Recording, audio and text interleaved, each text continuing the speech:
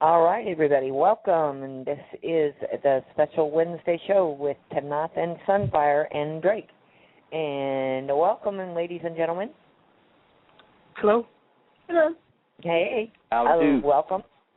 Glad to have you with us today. It's June the 26th, and we've got lots of ground to cover and lots of carryover questions that have been coming in, not only to your show, Drake, but to the email. So, but I'm going to let you let us know anything that we need to know that's going on first before we get to the questions. Okay. Well, there is a lot going on. The in-depth and complexity of what is being attended to is rather extraordinary, just to be making understatements. The situation is this. We have an ambassador, and we have a commander. And then you got me. I'm not sure exactly how I fit into that, but irrespective, this is the real thing. The decision to try to do this show was made among several people for two reasons. You're hearing a lot of things, and I keep running across this, where the old paradigm, however you wish to pronounce that, of great Earth changes is right about upon us. Ooh-wee. Well, guess what?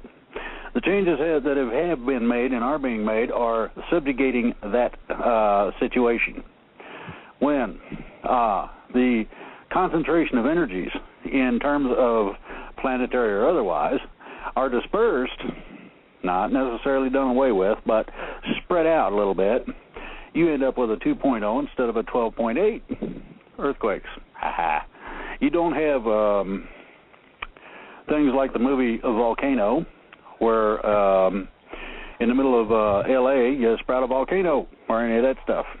You do not have the end-time scenarios that 2012 showed, although they did some awesome graphics. The other part of it is very simple.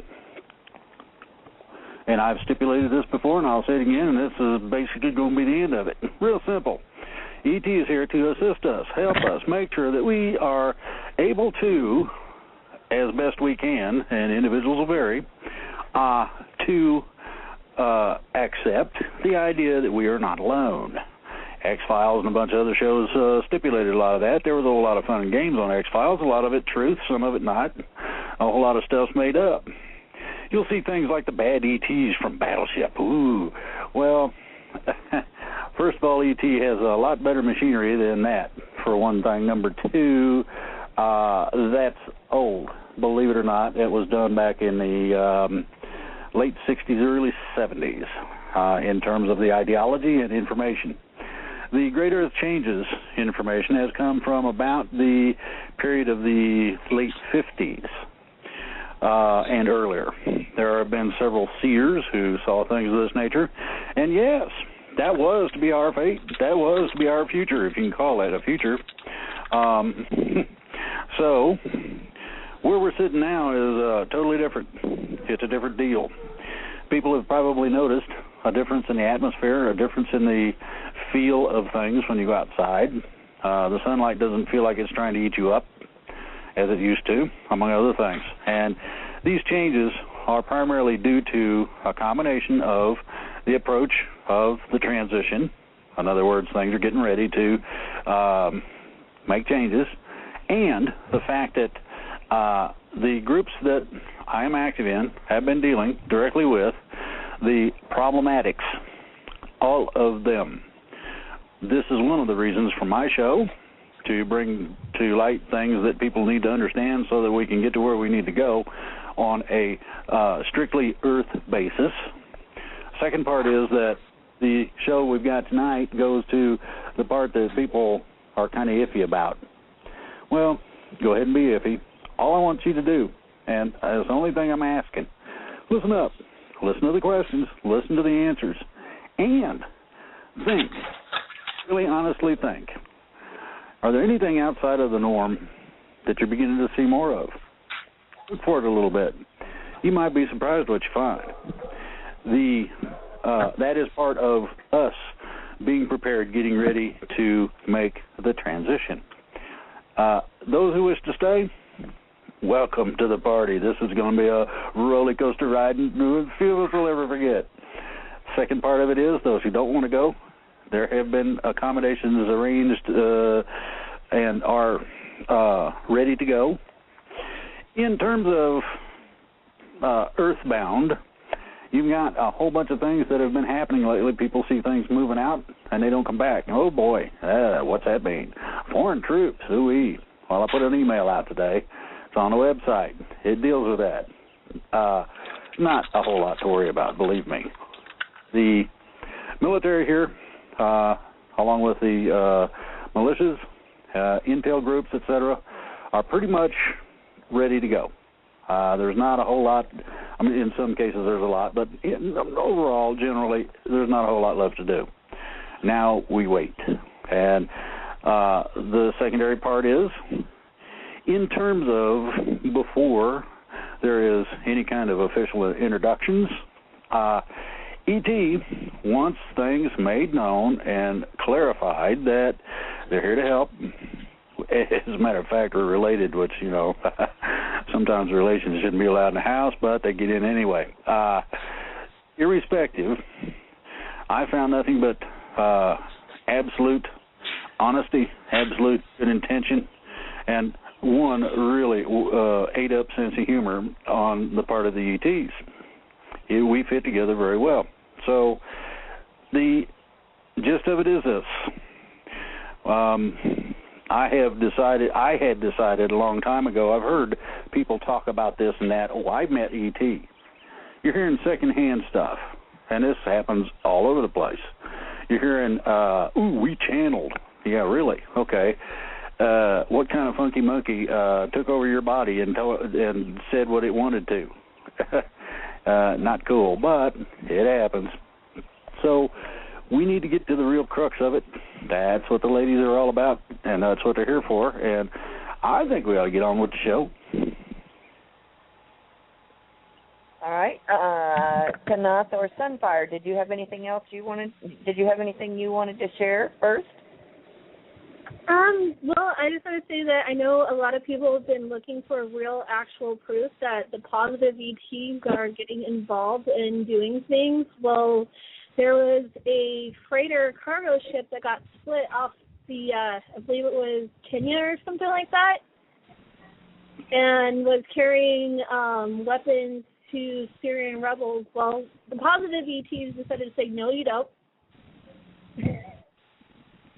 That was them. I've got a request for a shout-out by Irina, who requests that I do a shout-out to all spiritual human entities that are left behind, a.k.a. I'm guessing the ghosts. So, hello, you guys. Thanks for sticking it out. Don't do any harm, and we're good. Good deal. Okay. Well, we've got like 14 pages of questions. I guess we should get started, huh? Yep. I got my diving suit on. I'm ready to jump in. I'm going to need to start putting them in smaller fonts, so maybe we won't have so many pages. Okay. All right. Too bad it wouldn't help, huh, to make it in smaller print. All right. Are there any tank commanders in your military forces? I can imagine that having some form of armor fire support would be useful against rapid-fire weapons. Tank commanders. Is that a Silver Legion question, or is that a Drake question? Because we don't use a lot of tanks anymore. Yeah. I wouldn't think so. I mean, I really don't know who that question is directed at. It's just a general question. Yeah, our armored division usually consists of people in plate mail. Okay. I choose not to discuss the armor used by the Federation. It's tactical information I will not reveal. Okay. I have a question that I would like to submit for all of you. Okay. I would be keen to hear what you guys think of the matter of how do you actually tell when you have met someone that you are supposed to be with, like your soulmate, your whatever. Well, I usually get what they call a synchronicity bored to the face, or well, that's what I call it. It's to me, it's somebody who's accustomed to identifying synchronistic events in my life. It becomes pretty obvious. That said, I think you got to be cautious not to jump too quickly to the conclusion that you've met a soulmate or something like that. I used to know a guy who decided that everybody he ever dated, while he was dating them anyway, was his soulmate, and he was absolutely convinced, and then absolutely nothing would change his mind until he broke up with them, and then, of course, they weren't his soulmate anymore, and he must have been mistaken, at which point I think the whole notion gets diluted quite a bit and is not relevant. I would tell people to focus less on finding your soulmate. You will find your soulmate when you're meant to. Yep. Yeah, I agree with Tanaath, and I think the whole concept of soulmate is been so diluted that it's lost its true meaning. I mean, for me, it was like there's people that I meet and I connect with that I have a very deep connection with, and it's almost like you almost just know instinctively, and that's the only way I can tell. The only way I can really say is that there's just like an instinctive way of telling. But I don't think I don't really prefer to use the term soulmate for anything. Gotcha. You want to comment on that, Drake, or move on? Well, I've met my soulmate. The thing about interaction is very simple. When you can fully and completely, without reservation, relax, give of yourself, be yourself, and find extreme joy in it, let alone synchronicity and other little minor things that pop up, I'd say you pretty much got it. Now, the gist of it is this. In some ways, it may be a temporary deal because your lifestyles may differ.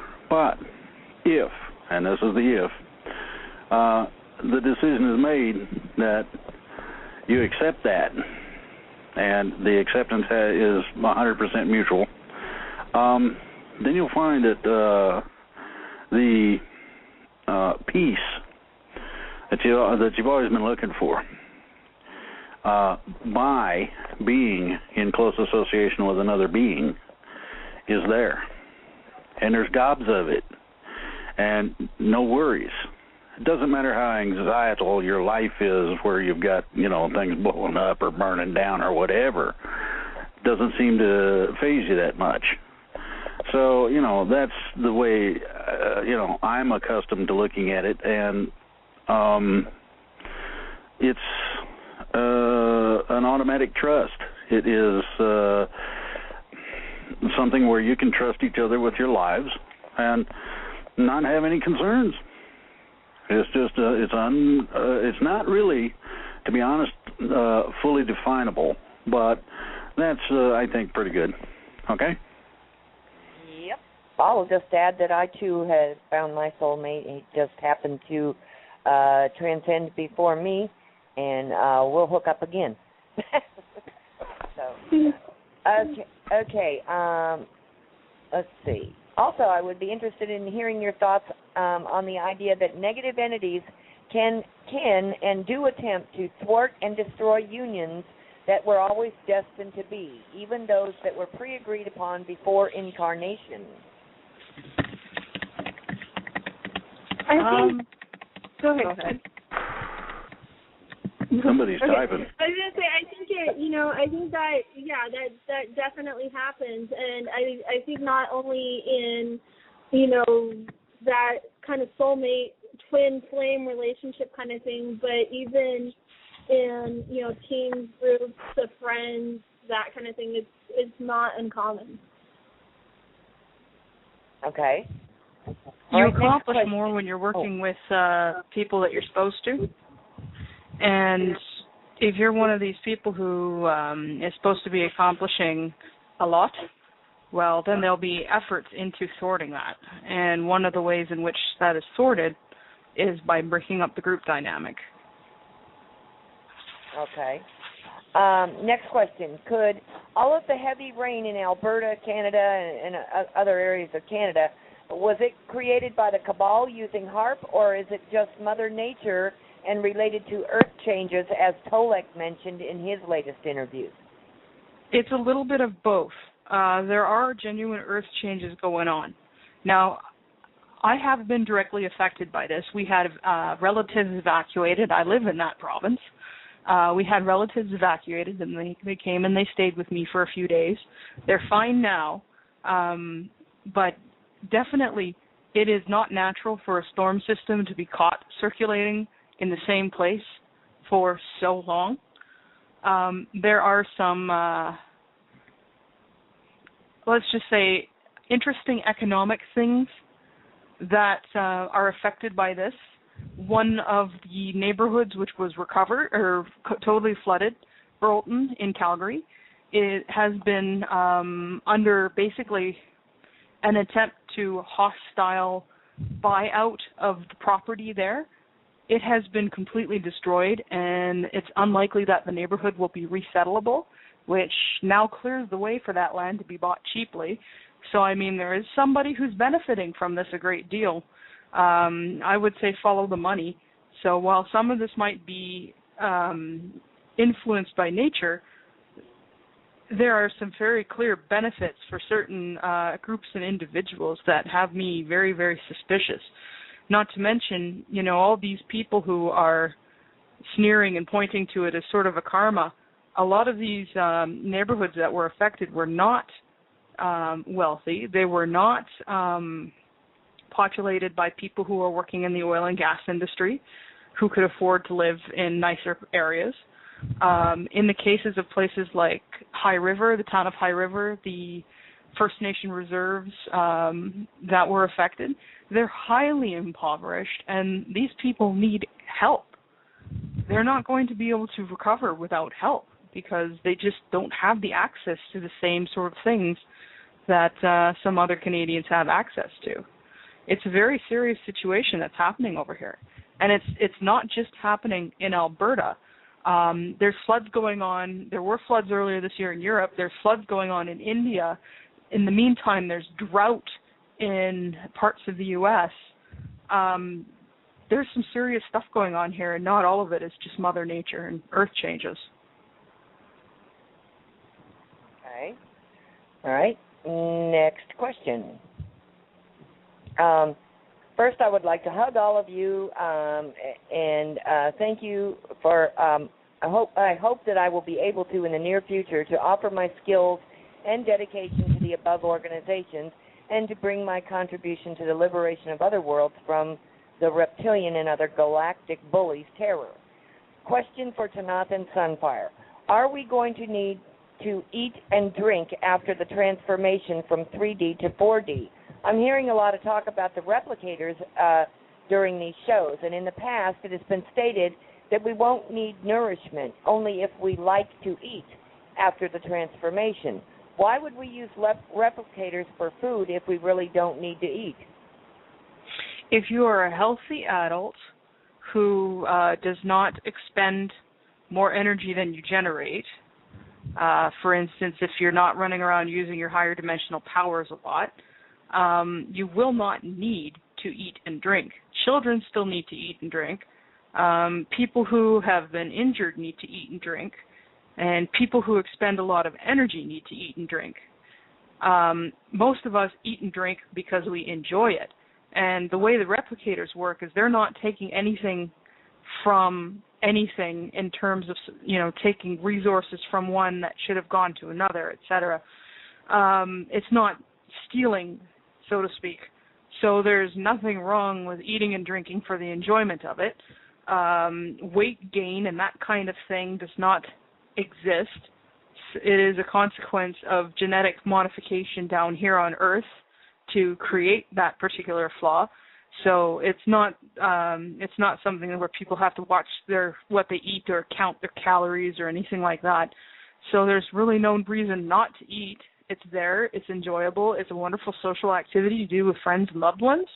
So people eat. Okay. Question number 2. During one of the latest interviews, I think it was on Truth Frequency Radio, Tolek stated that the planetary changes will be at a scale that the governments won't be able to deal with. This statement is in contradiction with his previous year's statements when he said that he should not worry since the changes won't be at a catastrophic level, as he has recently implied. Do you think that Tolek was killed and replaced with a clone who is spreading fear-mongering? And by the way, he's not replying to the questions that are sent through YouTube anymore. What is the Galactic Federation's opinion on this? Are we going to deal with catastrophic level changes or not before our transformation to 4D? I don't think there's any requirement for catastrophe. Yeah.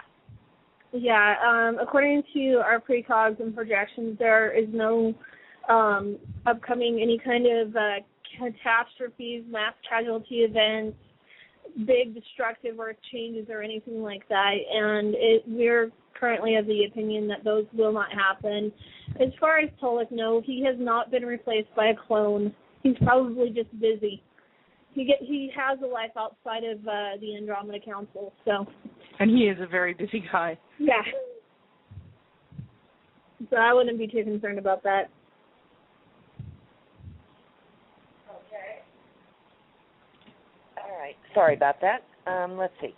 Next question. I was at the bottom of the page copying questions to the bottom of the page, and then I had to scroll back 14 pages to get back to where. Okay. All right, first things first. You are all awesome, and I absolutely love your show. I stumbled upon it a couple of weeks back, probably because it's in alignment. It's in alignment with me, and I have been tuned in ever since. My question is, I'm from the Orion constellation, specifically Mintaka, and I lived on a water world called Artuvia. I was wondering if there is anything that you could tell me about this planet. I know it is no longer inhabitable at one point. It was no longer inhabitable at one point, but I don't know much other than that. Also, you guys talk a lot about reptilians from Orion. Orion's a constellation. A constellation means that there's a lot of different stars in there. Some of them which actually are not proximate to each other. They just look like they're close together to us. But Sunfire might know something about Mintaka. I really do not know a lot about Mintaka.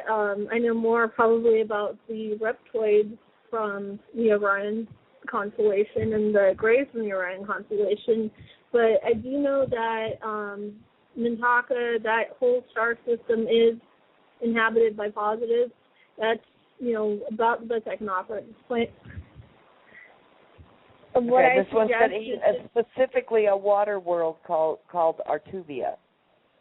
What I was going to suggest is to just meditate and think about Mintaka and your home planet and just have a notebook next to you and start making notes or make notes on your computer on what comes to you, because that's probably going to be your most genuine resource of information on your planet and that star system than asking any outside source. Okay. They continue a little bit more. I know that I'm now a part of the hybridization program that was going on, and my final question is, I know a lot of people have implants through the hybridization program. I know I have gray DNA, and I have a couple of implants by my ear and throat. Could you tell me more about the purpose of these implants, if you can disclose this information? If you could answer this, it would be totally amazing. You're the best. The purpose of the implants had to do with various aspects of control and tracking of movement. mostly figuring out where you were at a given time so that if they had to go in and mess with you again, they could. Some people's implants help boost certain abilities, but most of those have received those implants not as part of the gray hybridization program, but as part of various black ops. Now the problem with those is that they don't give you something that you don't have already. So it's kind of a lie and pretends to offer you something new, but in actuality does not.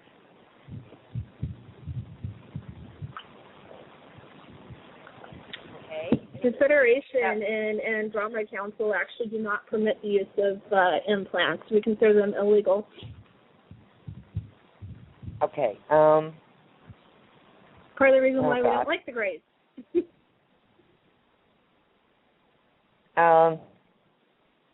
Okay. Regarding religiosity questions, are you guys up for those, or? To an extent, I'm going to give the caveat now that the things we say aren't going to fit in with official doctrine of most churches, if not all churches. Okay. Some of these questions are pretty complex. Okay. Who is the real name of Jesus Christ? And if he is not from Earth, what planet did he come from? And what was his purpose of coming?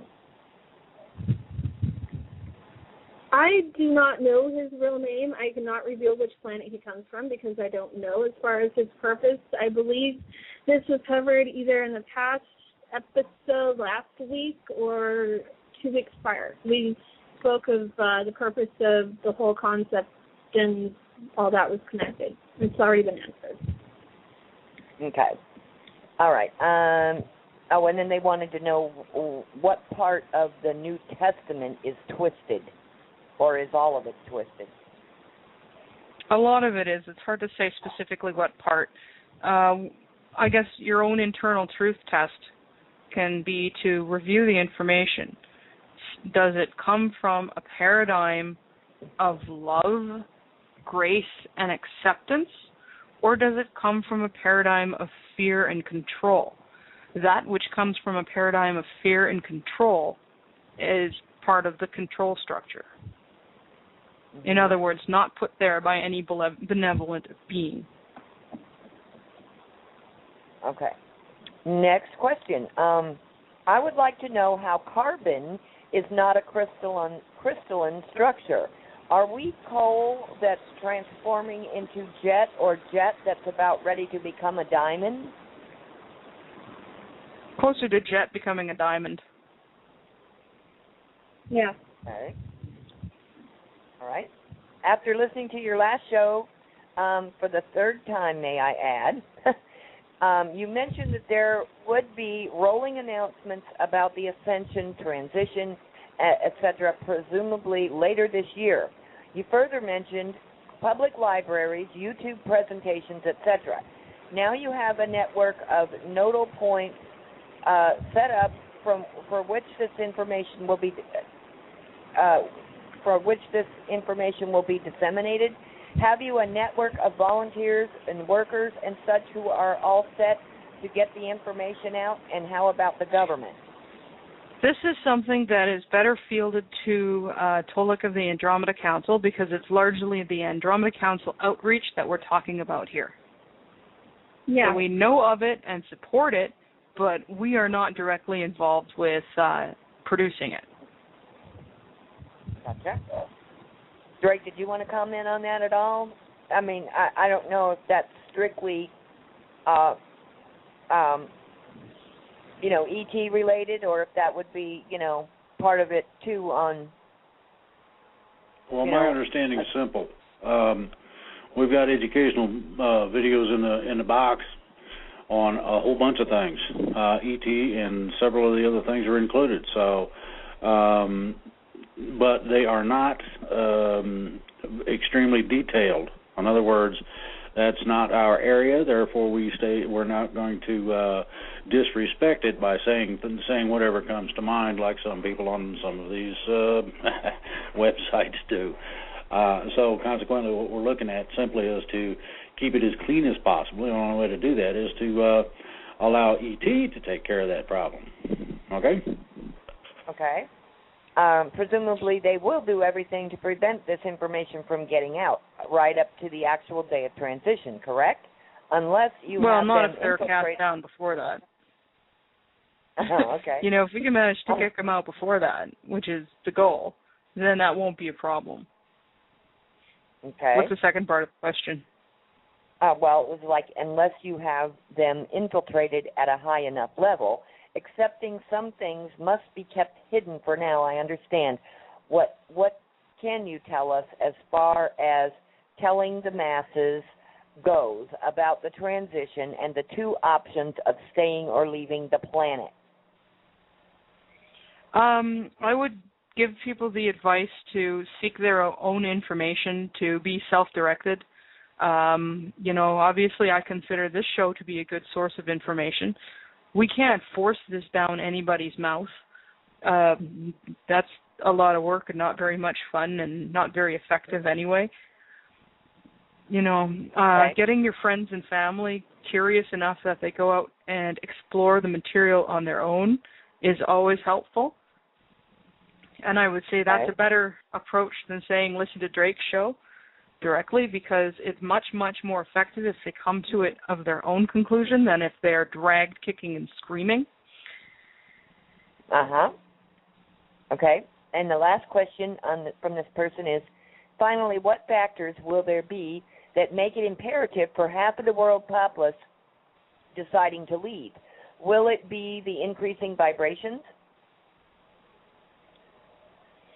That, and a lot of people just maybe don't want to give up the kind of life that 3D brings. You know, I think subconsciously a lot of the people who are deciding to remain asleep to the last moment may fall into that category because, well, while they might not like necessarily the giant poop pile that's been created out of this poor planet per se, they may enjoy the 3D life and want to continue it. And turning a subconscious blind eye to the truth and what's upcoming is one way to ensure that.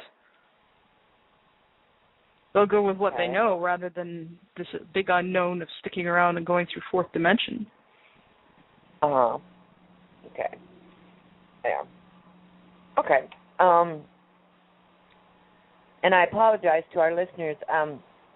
Wasn't trying to disregard the questions about Jesus and the Bible. They were just rather complex, like explaining the whole Testament and what parts of it are, you know. I just thought they you know. As with everything, follow. It's like anything else. Follow the money, or in this case, follow who benefits in terms of social or political power. Especially when you're looking at historic stuff, look at who that information benefited. Does it benefit the common man? Jesus wanted to benefit the common man. He didn't want to benefit the elite. He wasn't in it to save those in power. He was in it to help those who were downtrodden. I mean, this is very firmly established in all versions of Christianity. Jesus helped the ones who the rest of society pooped all over. You know, the prostitutes, the thieves, the murderers, the sinners, the poor. He threw out the money lenders and the money changers. He did not give them power. You know, so look at who's benefited from some of those things that are stated. If it's, you know, the common guy, that's probably a good bet that that's actual good information. But if it's benefiting somebody other than the common guy, or if it's just picking out one group in society to poop all over, then it's not coming from Jesus. It's not coming from anything divine. Okay. All right. I would like to know, how will pets have more freedom to enjoy life than they do now? I have 2 dogs, and I live in an apartment. There are many, many restrictions about where dogs can and cannot go, how much they can or cannot weigh, If they're in a public park, they must be on a leash. Will any of this change? And also, does it seem like the IRS will be dissolved in 2013 or 14? I can't say anything about when the IRS is going to dissolve, but it's basically a Federal Reserve funding utility. It has nothing to do with collecting taxes for infrastructure or public works. So I imagine that it'll go whenever the Fed goes. As for your pets, yeah, they'll likely have a lot more freedom because they'll be recognized as sentient, mostly aware beings that are able to do things like, control when they get pregnant and where they give birth and all that. And, the need for poop is not there anymore, so you'll be able to let your dog run and not have to worry about scooping anymore. Pets will be recognized more on an equal level with humans as they are in the higher dimension. So there, will be a lot of different things changing in regards to that. Okay. Okay. Oh boy, some of these questions are really complex. I mean, they want, real descriptive, answers. They just seem to me, but I'm going to ask them. Okay. Tanaath, would you please, I'm getting a roar, like I'm getting a feedback. Are you hearing that, Drake? No. Right up until I turned my mute button off. Oh, okay. All right. I'm just, it's like sounds like somebody needs to go make sure the toilet quits running. Yeah, when Tanaath and Sunfire, when they stop speaking, I get this, like, it sounds almost like they're in a wind tunnel or something. Okay. Yep. All right. Would you please give a list and description of symptoms that we will experience both physically and mentally as we shift into 4D, so as to be a little bit more prepared? Drake, you mentioned waking only to find out that our pet might well be telepathic. I'm observing changes within myself already. Material attachments of any type no longer seem to be there. I could give a care less if I walked out of here with nothing but the clothes on my back. I eat lighter food and I drink plenty of water because that is what's comfortable for this body. Anyway, can you please give a list and description of all the symptoms we're going to experience physically and mentally? Tolek discusses this at length in his materials, particularly the early shows that he did, all of which are available on his site via links. I think that's probably your best place. Also, I would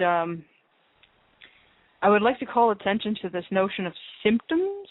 You're talking as though ascension is a disease. Try to avoid thinking of it in terms of a disease. That's not necessarily the most positive way to think of it.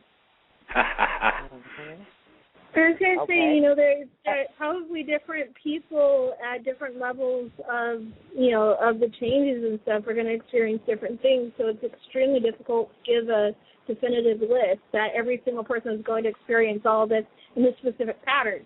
It's I do know that to the individual. Yeah, I do know that some of the common things are changes in dietary patterns, changes in sleep patterns, changes in attitude towards material goods as reported. I've gone through phases where all I'm interested in eating is very fatty meat and dairy and lots of vegetables.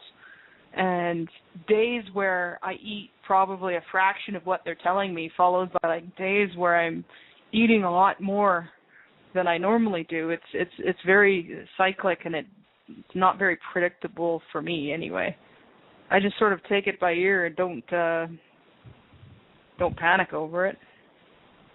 Okay. The sleep thing All is right. a big one. Some people will find themselves sleeping a lot more than they used to, while others will find themselves sleeping a lot less than they used to, while others will go through cycles where they sleep a lot more, followed by sleep a lot less, and vice versa. Right. chocolate, vanilla, and strawberry. Everybody might react a little differently. Okay. Can you recommend a way of gaining my abilities, like the abilities that you guys have? Drake has mentioned remote viewing. I've practiced and practiced and practiced, and I only get minor flashes of things that weren't really anything. Also, I know I shouldn't have, but I tried some salvia a few years back, salvia divorium or whatever, a few years back. And the experience was what I would imagine bilocation to be like. Does it make me bilocate, or was I just hallucinating? The herb was used as a spiritual tool by an old people of America, pre-whites. The last time I tried it, I couldn't remember a thing except that I had a feeling that I had done something horribly wrong, and I shouldn't be doing that again. Salvia divinorum is an entheogen. It is like iboga and ayahuasca and peyote. It is best used for ceremonial purposes. If you try to use it for recreational purposes, you're not likely to end up with any results worth writing home about. I can't say, some people who do it get told not to do it again, which might be the case for this particular writer. What was the other part of the question besides salvia? Utilizing abilities, right? Or gaining abilities. Not everybody has the same. Yeah, not everybody has the same abilities. A lot of people fixate on remote viewing. Everyone can learn remote viewing to some extent, but some are going to have a lot more talent in it than others. I'm not a very good remote viewer. I'm an excellent remote knower, which is slightly different, but I have all the visual faculty of a paper bag. So I don't generally remote view, I remote know. As for finding out, what you're good at, that's something that's best left to your explanation. Somebody else isn't going to be able to tell you that or know that. What do you feel drawn to? What do you feel that interests you? Go by that. Yeah, and then I just wanted to recommend a book that helped me. I've found it's helped several other people. I don't know if it will help anybody else, but it might. I highly recommend it. It's called Heaven and Earth, Making the Psychic Connection by psychic medium James Von Krog. He's, it's probably I think it's a really good book, and that, hopefully it'll help. I know it helped me initially, but the best help I got was from my brother up in the higher dimensions, and prior to that, needless to say, my pony. She actually was the first one to start teaching me telepathic imagery and communication. Yeah, I got help from my relatives. My brother, my dragon brother, who has been with me all my life, and who I really started communicating with telepathically when I was 16. I never lost contact with him, and when it comes to things like that, the more you do it, the better you get at it. Yeah, it's like knitting or anything like that, right? Yeah, I keep telling people that psionic abilities are like muscles. The more you use them, the stronger they get. And, that's even been my experience. And for all the mentoring and guiding you're going to get, the true work and the true accomplishments are going to come from within. And when you're beginning, be less focused on proving whether it's real and more focused on trusting yourself. Because if you, the more you believe in it, the easier it gets to do. Your own confidence in the ability is a big determining factor, which is partly why they've never been able to prove it using the conventional scientific method, because it is so subject to psychological influence and people's own state of mind at a given time that it becomes very difficult to repeat reliably, because we're human beings, not machines. We're human beings with, psychological, what's the word I'm looking for? We often have bad days. Sometimes we didn't wake up in the right frame of mind, until you become very, very good at it and very able to trust yourself no matter what. And having an off does not mean the whole thing doesn't work. That's another thing. People are too quick to dismiss it because they have one mistake. Well, think of it this way. If you're hard of hearing like I am and you mishear something, that does not mean that you are completely deaf and that the faculty of hearing does not exist. That just means you misheard something. It happens with psionics too. Oh yeah. And I just kind of wanted to reiterate what Tanaath was saying, because I found in my personal experience that the less I stopped going, is this really real? Is this really happening? The less I stopped questioning that and just kind of like threw, as they say, threw caution to the wind and just made up my mind that, yeah, it's real, it's really happening. And I found in my personal experience that it became a lot easier, the abilities became a lot stronger, and I made a lot more faster progress at that point once I stopped questioning it. Yeah, look for things that confirm, but don't rely on things outside of yourself for truth. Agreed. Do either of you know where one can purchase legitimate crystals? There's illegitimate crystals? I don't know. I never knew that crystals got married.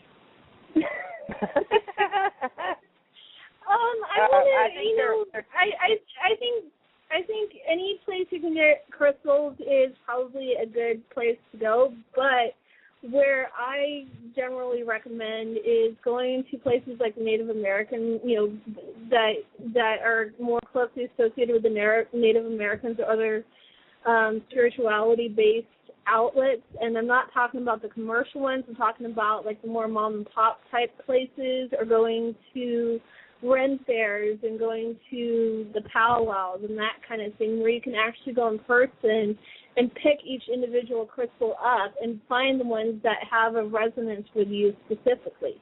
I second the in-person shopping. You can sometimes feel resonance by looking at a picture online. If there's no picture, don't buy it, right? I go to a mom-and-pop rock shop, and I close my eyes and grab whatever feels right.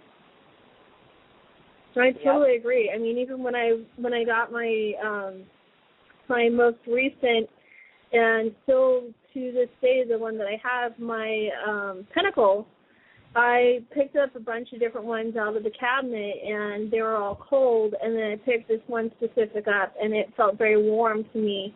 And I asked the shopkeep, and she said, that's obviously the one that you're meant to have. And I was like, oh, okay, that makes sense. It felt, very true to me, and it's something that I've gone by ever since.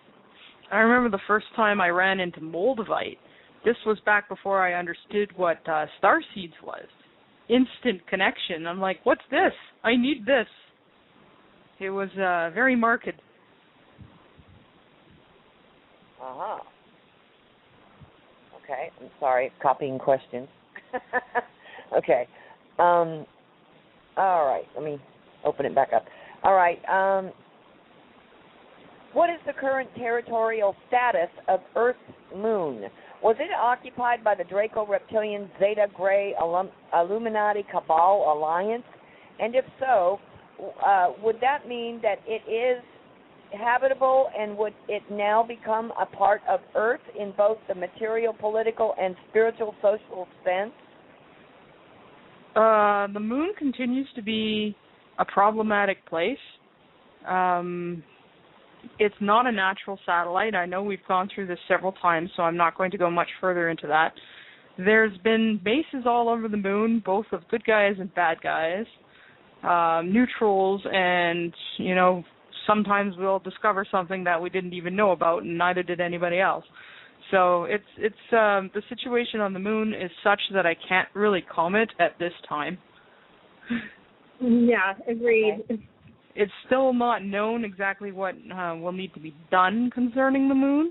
we may need to have another satellite, a different one. We do need a satellite in order to maintain tides and tectonic stability. Environmental stability and rotation of the planet, and yeah. So we do need a satellite, but it doesn't necessarily have to be old Luna,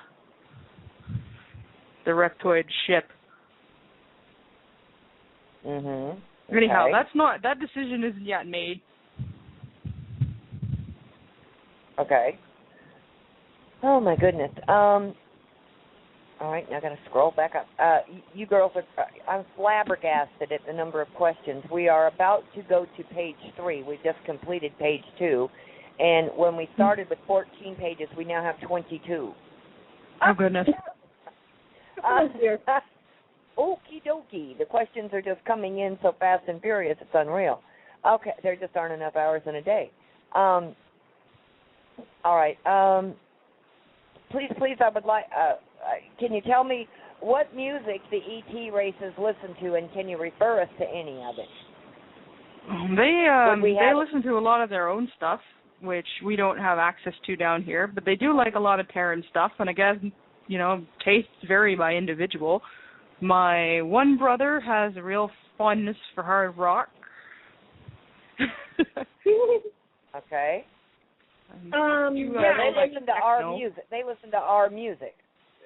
Oh yeah, we've been broadcasting it willy-nilly for the last nearly a century. Yeah, they listen to it.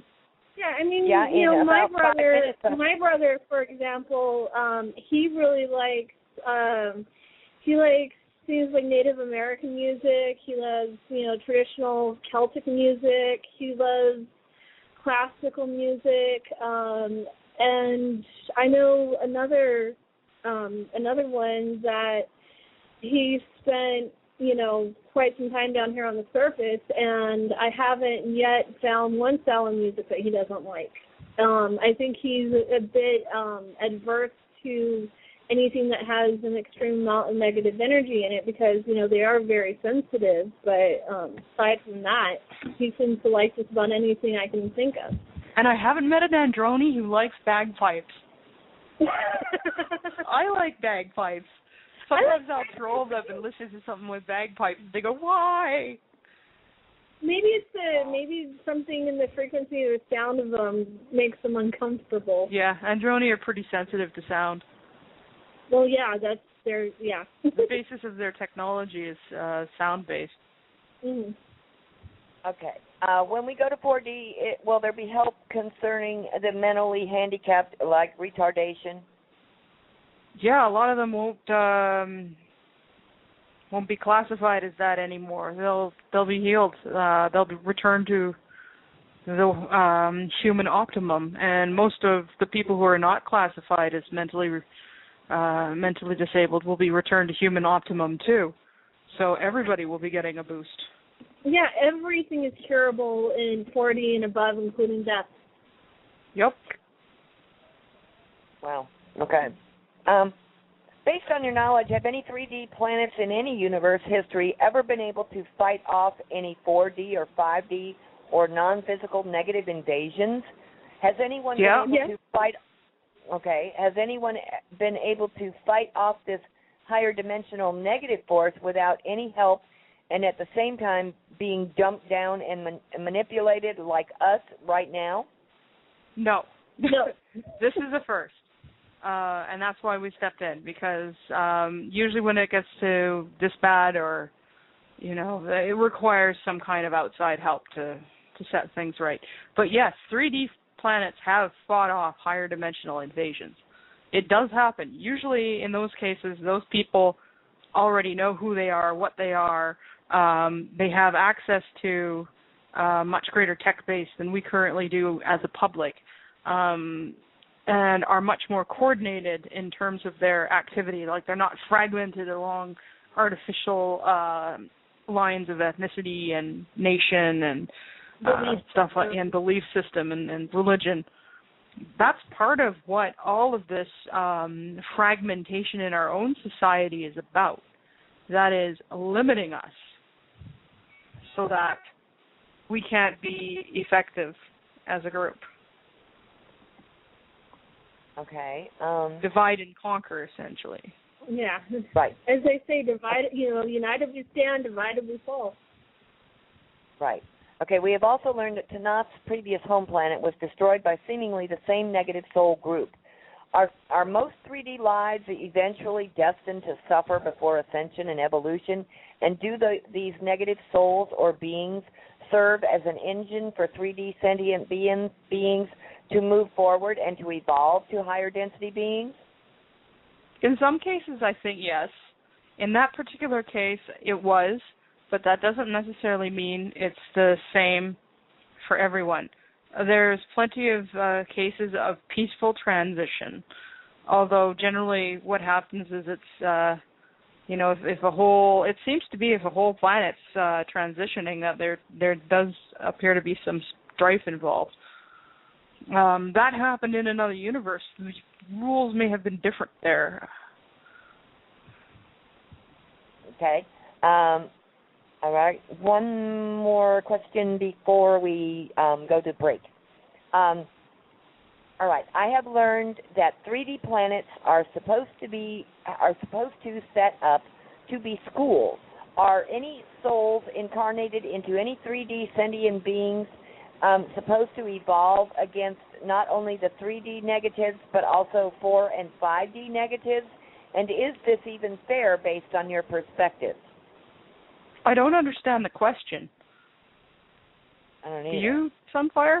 I would say, as far as what's fair and what isn't, is it's relative to the situation. And I mean, Terra and her population right now are not only fighting against 3D negative beings, but also 4 and 5D negative beings, and even higher than that. So, I mean, as far as all 3D planets being set up as schools, I don't think so. I think in a lot of cases that was a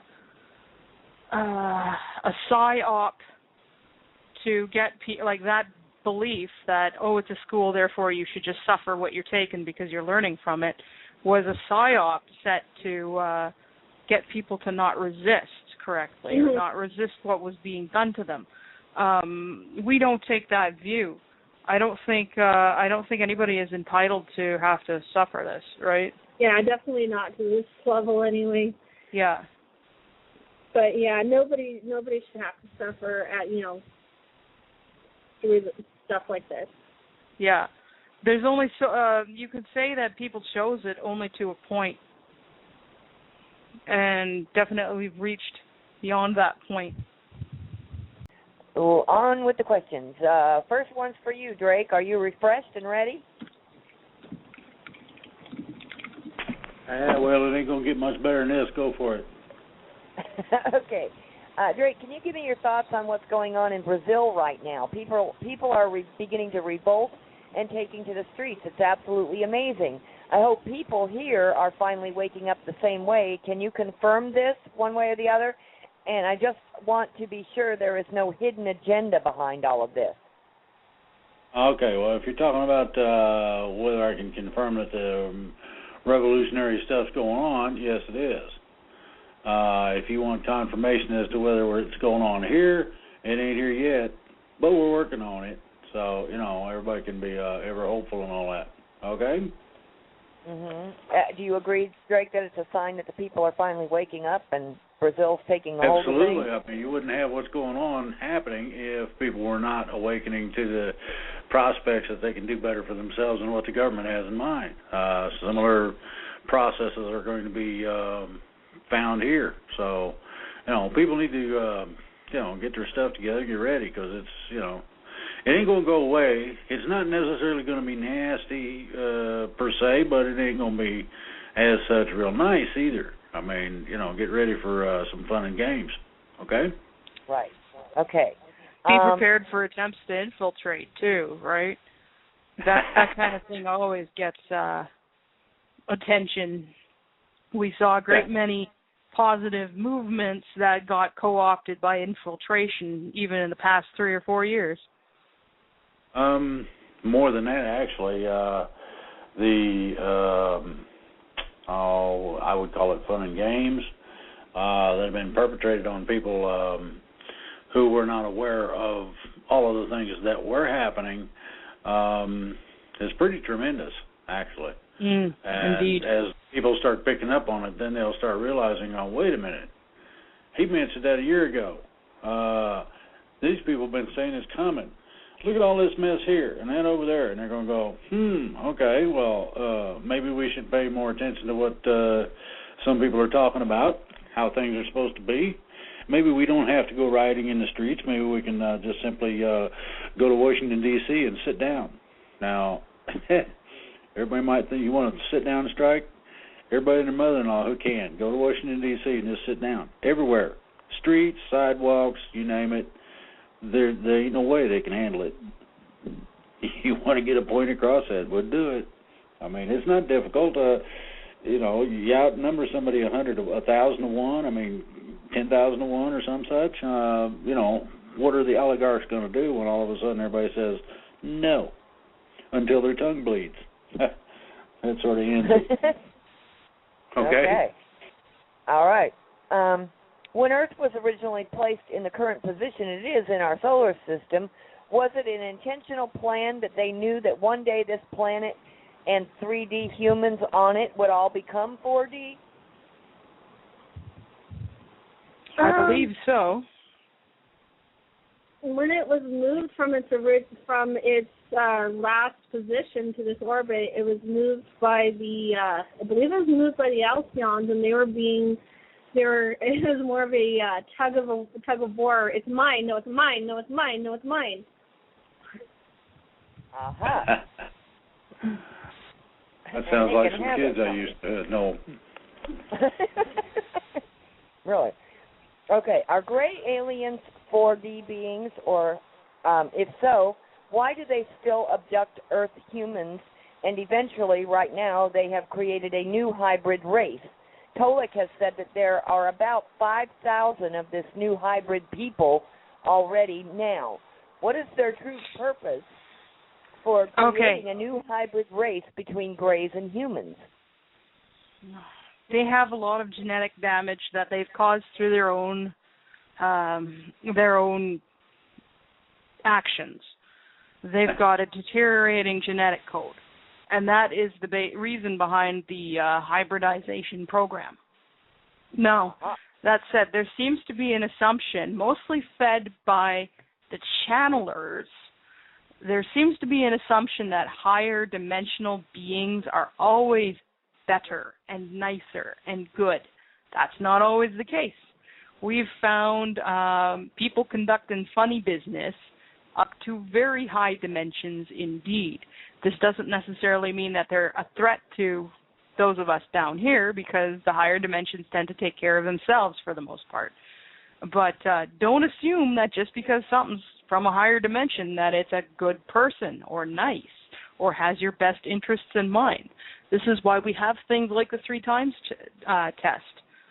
Tolek has spoken a bit about what the plans are for the hybridized people. We don't blame anyone who is a hybrid. We don't hold them responsible. It all depends on what they choose as individuals that will decide what their experiences are going to be. Right, but as far as the Greys go, they're considered parasitic and invasive by the Federation and are under extinction protocols right now because of the amount of extreme destruction they've caused. Right. Okay. And the rest of the question you've partially answered then, because they continued. I have learned from Alex Collier's material that Greys are a dying race, and they are intentionally bred out of their ability to reproduce naturally, and they are incapable of emotion and passion. I thought that 4D beings were supposed to be more healthy and better human beings. What is going on here, and can 4D beings still be genetically corrupt as well? You answered the last part. Yeah, they can. They can corrupt themselves. They can mess their own selves up, and that's what happened in the case of the Greys. Then you have 40 races like the Procyon who were invaded by the Greys and ended up, in basically the same position we are, not to the extent, but I mean, good and bad exists all the way up into infinity. Okay. It's got to be some challenge for living beings, right? Yeah. Okay. Well, we're very, very weary down on this planet. If we had a paradise with absolutely no challenge, we'd get bored pretty quick. At first, we'd enjoy it because we've been exhausted here. We've been put through things that no sentient living being should ever be put through. But at the very same time, challenge exists and exists to help beings further their own progress, their own soul progress.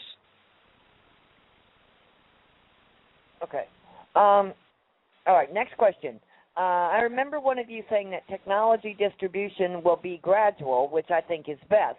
Now, for those of you that don't agree, can you give a scenario of what would happen if technology were just thrown out there and the day after the cabal is defeated?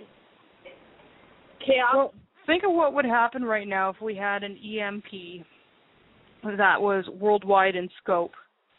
It would take a long, long time to rebuild from that because the average person does not have the knowledge in order to do that. It's relegated to specialists. If there's a certain thing that only one or two people on the planet know how to do, and those one or two people are killed, then that knowledge is lost and it has to be redeveloped again.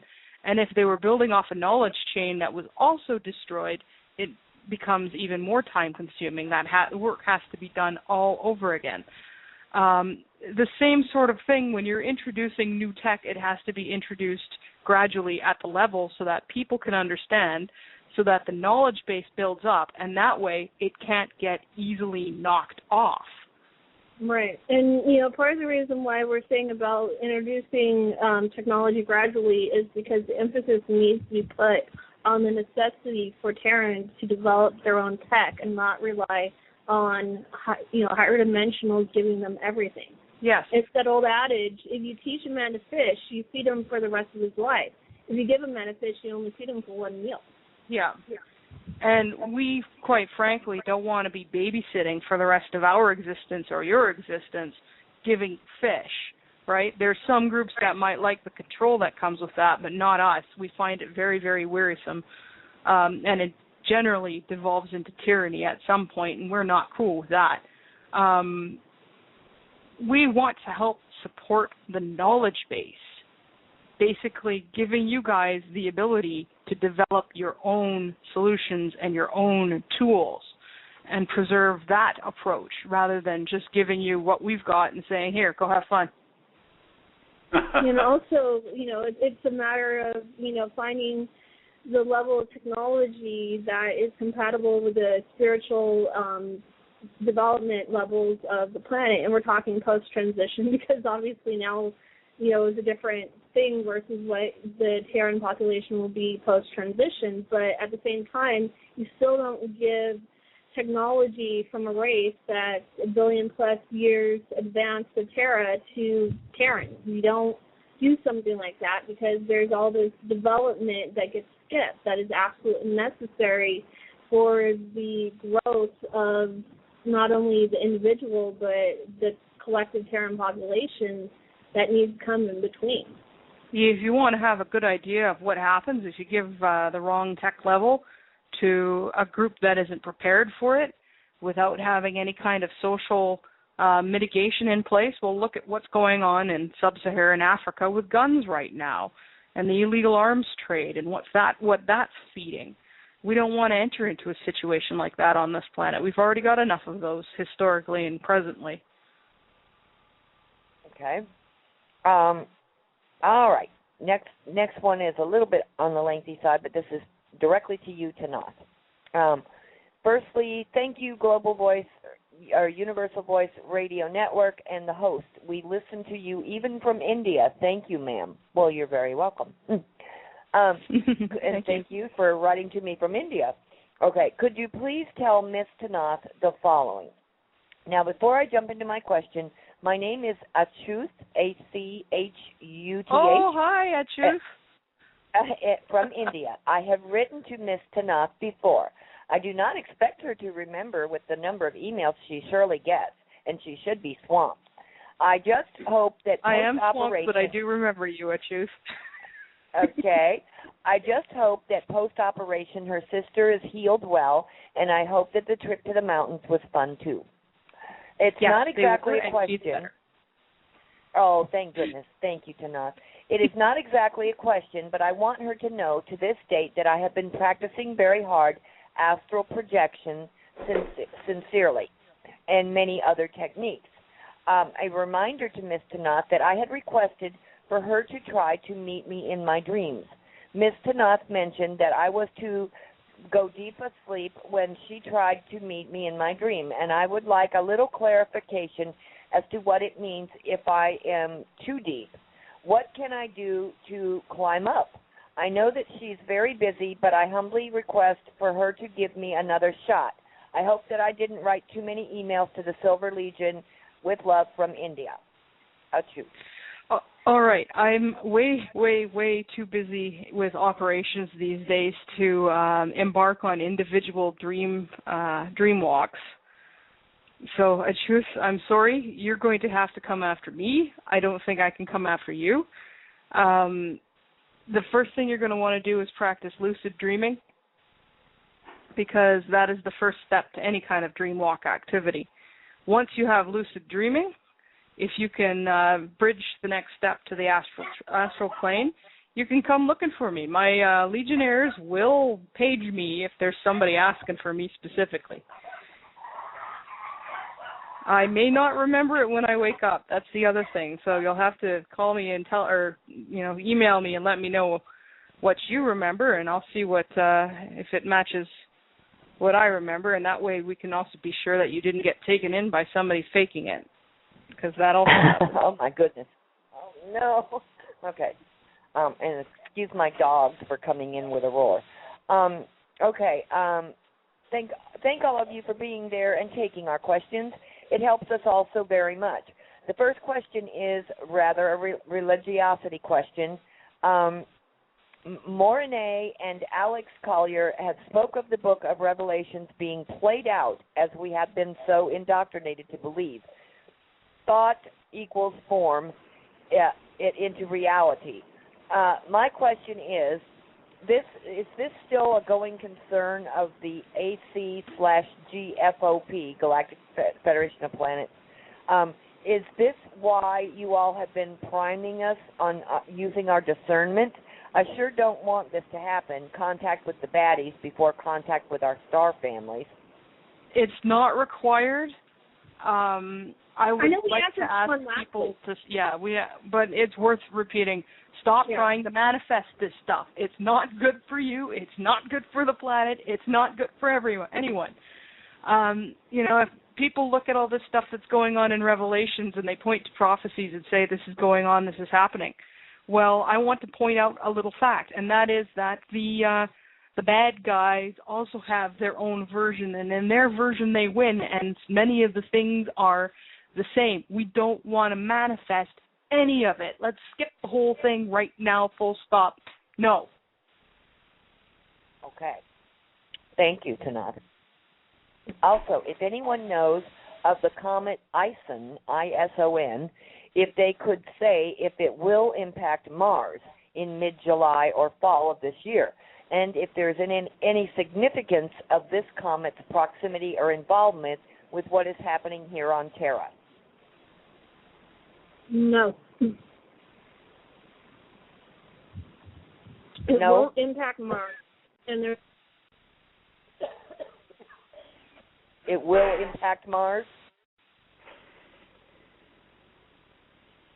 Did you say that was you, Starfire, or Sunfire? I mean, are you with me? We lost them. We lost them.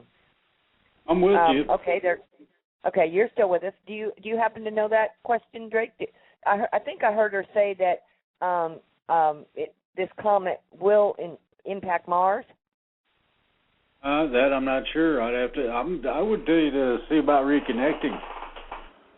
Yeah, Yeah, we're trying to reconnect. I'm waiting to see if they can come back in on Skype here. Hang on. Okay, I did manage to get the girls back. Let me open up the mics. Okay. Fun with Dick and Jane, huh? Yeah. Okay, now. Either somebody didn't want me talking about the Black Bible, or it had to do with the comet. Either way, I think we will not comment on the comet until we know more about it. So I did want to clarify and reiterate that no, it will not impact Mars or have any negative effects on Terra. Try cutting this off again, fan club. Oh, don't do that. Okay. Next, let's see. Love the new Wednesday night format. Thank you all so much. With all due respect, I would like to know, if possible, could the ladies post a picture of their ET essences in any way, shape, or form? In some way that would not compromise anyone, but still show us of some of the wonders of our universe. Well, we don't have photos. Yeah. Unfortunately, I don't have a camera that's capable of taking higher dimensional photos. I do have a rather cruddy drawing that I did of myself. For that, you can email me. Yeah, for people that want to see what Chalcedians look like, all they have to do is look up the Vulcans in Star Trek. Just imagine Vulcans with better haircuts. Better haircuts, more hair colors, more eye colors. You know, they don't all look like my brother, which is what Gene Roddenberry based them off of. He doesn't have that bad haircut. No, he doesn't have that bad a haircut, but he does kind of have a no-nonsense approach to life. Yeah. Okay. All right. Let's see. What is consciousness? If everything is inside, how does it project out? Wow. That's oh, easy. Boy, we're not going for the easy ones, eh? Go for Sure, it. that's Okay, Drake, easy. you answer. You want me to stick it in there? It's real simple. Consciousness is self-awareness. Oops, next. Yeah, and that's for how we can project it out. Well, you become aware of that which is outside of yourself, whether you're there or not. Not difficult to do. You just did it. You're talking, ain't you? True. There you go. Okay, is the plane on which all of these battles are taking place an ethereal one?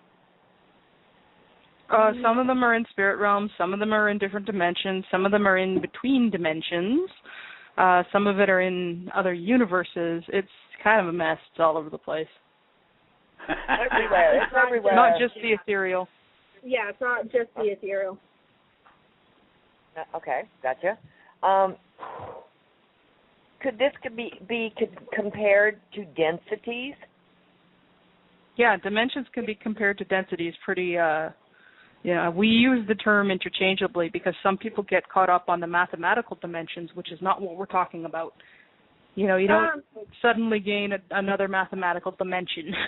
Yeah, well, I mean, the Federation's approach to dimensions and densities is like dimensions are a specific block of frequencies, and each density is a part of the, a layer of that frequency in between the dimensions.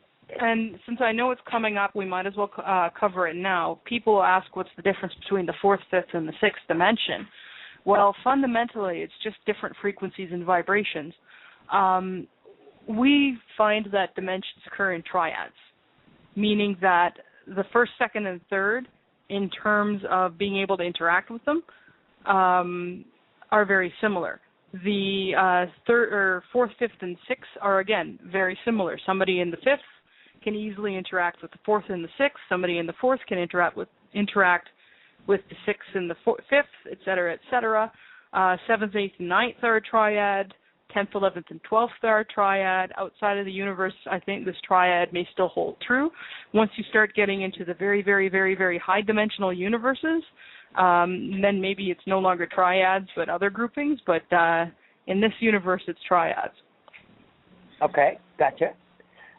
Okay, within these planes or realms or densities, can things manifest in one realm or density and be brought into another? Are there such artifacts now?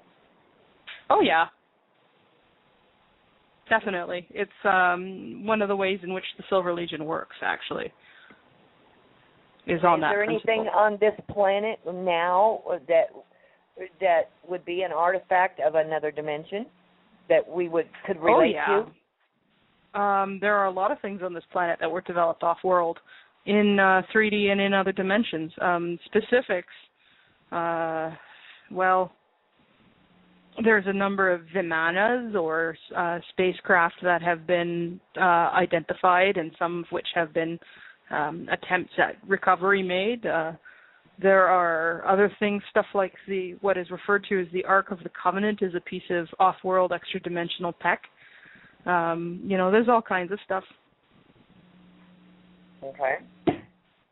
I'm experiencing a wonderful sense of no time, which is very different than I have experienced not too long ago. There seem to be no more deadlines, got to do things, and lists of goals to accomplish. Instead, there seems to be a glorious feeling of everything being an opportunity to feel the love, the energy, and the experience. Whether it is a work experience, a personal interaction, or a plan, it is all very beautiful. Will the standard 40-hour work week we are accustomed to be lessened in 4D so that people may enjoy a better balance between work and play? Yes, it will be. Much of the standard 40-hour work week, or if you're in other countries where it's maybe even more than that, like Japan, that is something that was put into place not for economic necessity, not for any reasonable or legitimate reason other than to keep us distracted and too busy trying to make a living to focus on what's going on around us. So yeah, that kind of thing will not be necessary. I find that most civilians don't experience much boundary between work and play. They have basically all the free time that they want or need, and it's still productive time.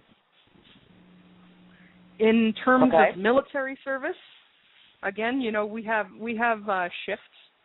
Sometimes where it's our turn to be on duty, and sometimes when it's another person's turn to be on duty. But again, it's not seen as toil. It's not seen as work. It's something you do, right? And in a lot of cases, it's a fun, enjoyable thing to do. Okay. They continued with, I'm constantly on the lookout for opportunity to serve and I take great delight in the energetic interaction. Intuitive senses are extremely heightened, and I am learning to pay attention to the promptings and knowings that I'm getting. I'm thinking that I may be fully immersed in moving from third to fourth. Is that possible? Sounds like we got a blossoming 4D positive in action here. There we go. Okay. Question about the Cabal. People that might not be necessarily evil, but are the type that will do anything, no matter how nasty, if they get paid enough money to do it. Will they be also sent to a FEMA camp or somewhere similar, or will they be rehabilitated? It depends on the individual, right? Like it depends on the level of complicity. It depends on exactly how willing or I dare say even how much enjoyment out of it the person got. And believe me, the Federation has ways of determining that. Yeah, as for FEMA camps and stuff like that, they'll be, if they're used at all, they'll be used as a holding facility, not sort of the final place where everything will take place, right? Yeah. Gotcha. Okay. I figured all those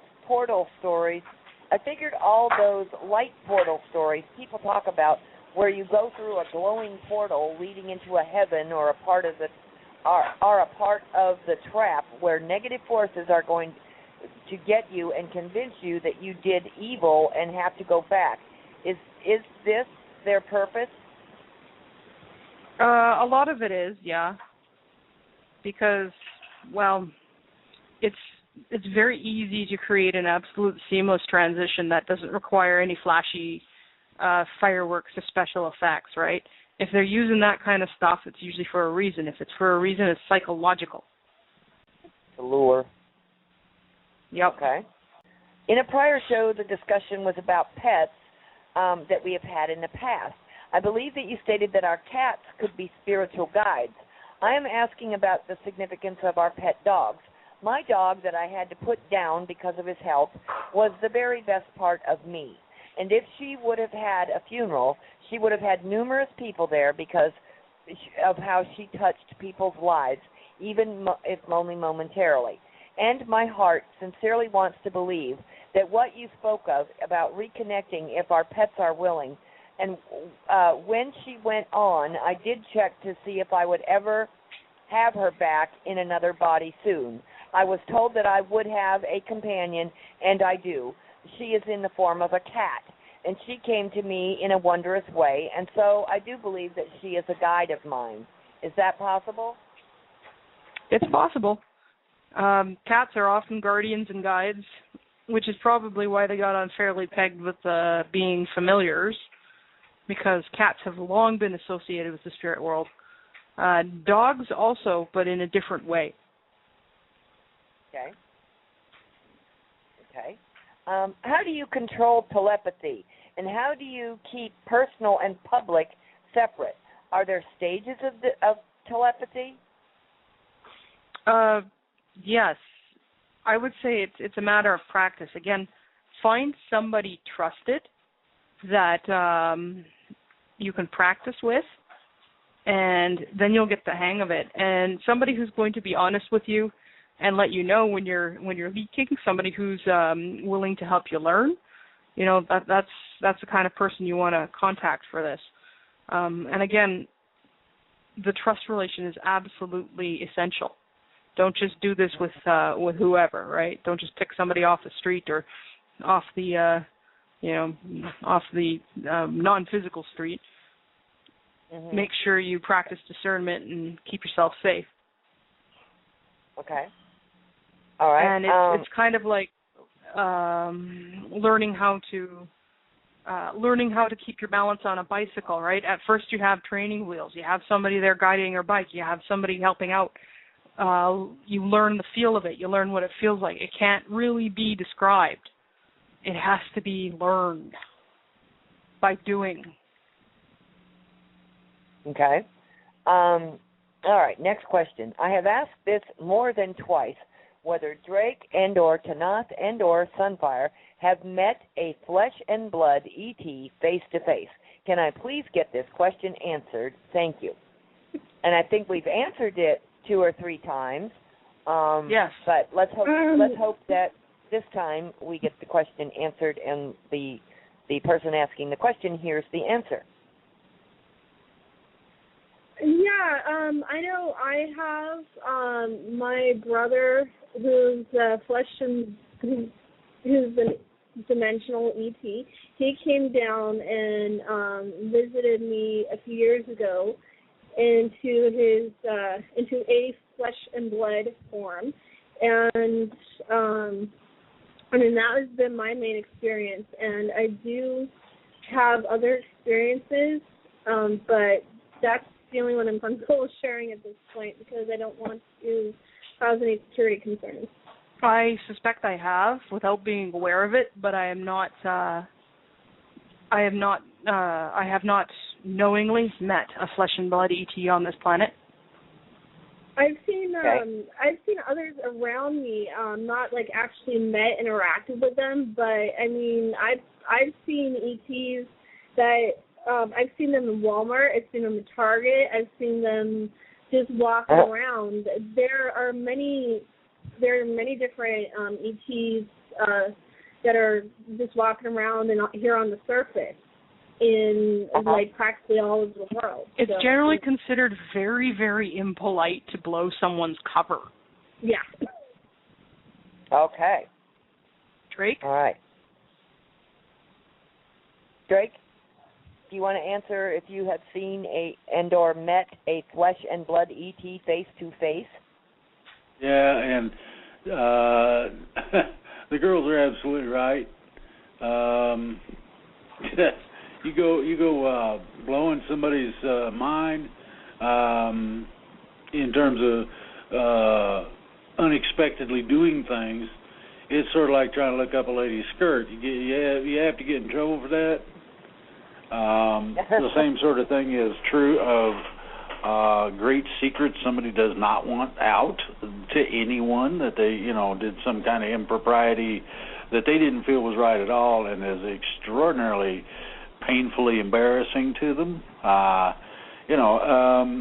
This is why being mindful of another culture is so critically important. I don't personally want somebody to try to go to war because I tried to shake their hand and insisted on it, or whatever, we would consider normal. Maybe some kind of really obtuse, or whatever. The ET I met was brief. The appearance was similar to what's been described to me, and so I equate it with being truthful. Now, some of them do not appear. Some of them can show up in only dimensional formation or formula or whatever you want to call that mess. Might look like a glob of stars, like the one I was schooled by. The other one appeared, and it was rather shocking because my uncle pulled up in front of the house and my mother was coming out the back door. Mr. E.T. didn't have no place to go, but he sprinted between the houses, and neither my uncle and I followed. My mom didn't see him come out, and neither did my uncle, neither did I. When I come around the corner, he was just simply gone. The great deal that we've got right now with privacy becomes an issue in these things. I have names that go with these entities that I've met that I would rather not stipulate, simply to avoid possibilities of problems, whether it's an embarrassment or whatever. I fully acknowledge, what they did for me, but it's interesting when all of a sudden you're eyeball to eyeball with somebody that absolutely positively ain't from the neighborhood. It does things for both of you usually. But yes, next. Okay. All right. I know that Drake, Tanaath, and Sunfire all believe that channeling is tainted and or bad. While I do feel that this is true for the most part, I do think that the channeler Bashar has a high level of wisdom, and when I use my discernment, I feel at least 90% of the time or more he is saying useful and wise information. I feel this is even higher. I feel this is even higher than asking a human being for advice or even asking my own heart for advice. My question is, whoa. Put nothing above your own heart. Nobody can trump your own discernment. That is a real dangerous thing to do. That's part of what the channelers do, right? Okay. My question is, it makes you think that your own heart is not secure. Okay, my question is, does Drake, Tanaath, or Sunfire have an example of anything that Bashar has said that is not in alignment with service to source? I don't know. I tend to be unable to listen to Bashar for long periods of time, and I don't have the money to afford his stuff. I would say, the fact that he charges, anybody charges for any kind of information like that is a good place to start. And it has been officially confirmed via the Federation resources. Bashar is not positive. He's a negative. Bashar is from an AI source connected to the reptoids. I cannot say this clearly enough and loudly enough. It is an AI source for the reptoids, just like all the other channeling sources. Okay, and like you said, never ever above your own heart. Exactly. That's what they've been trying to get us to do. Don't do it. Yeah. There's people got to realize one thing: there are bad guys out there, and they do not have your best interest at heart. Just like we got these bad guys running around saying, I'm all that. Well, really? That's funny. You haven't showed me squat yet. The thing that blows me away most out of everything that I've been involved with is the simplistic acceptance that everybody seems to have for gross horse manure. I mean, you got to smell what's being shoveled. That's the main thing. The first thing you got to realize is that life is realistic. It has reality to it. It don't matter if you're in 3D, 4D, 5D. It don't matter. There is some realistic reality in there. In other words, you can touch the furniture, taste the food, and enjoy yourself, etc. So therefore, if you exist, I think, therefore I am, and all that stuff, and you function in a reality, and somebody comes along and says, hey, how about I unplug your butt and let this other thing waller around inside of you?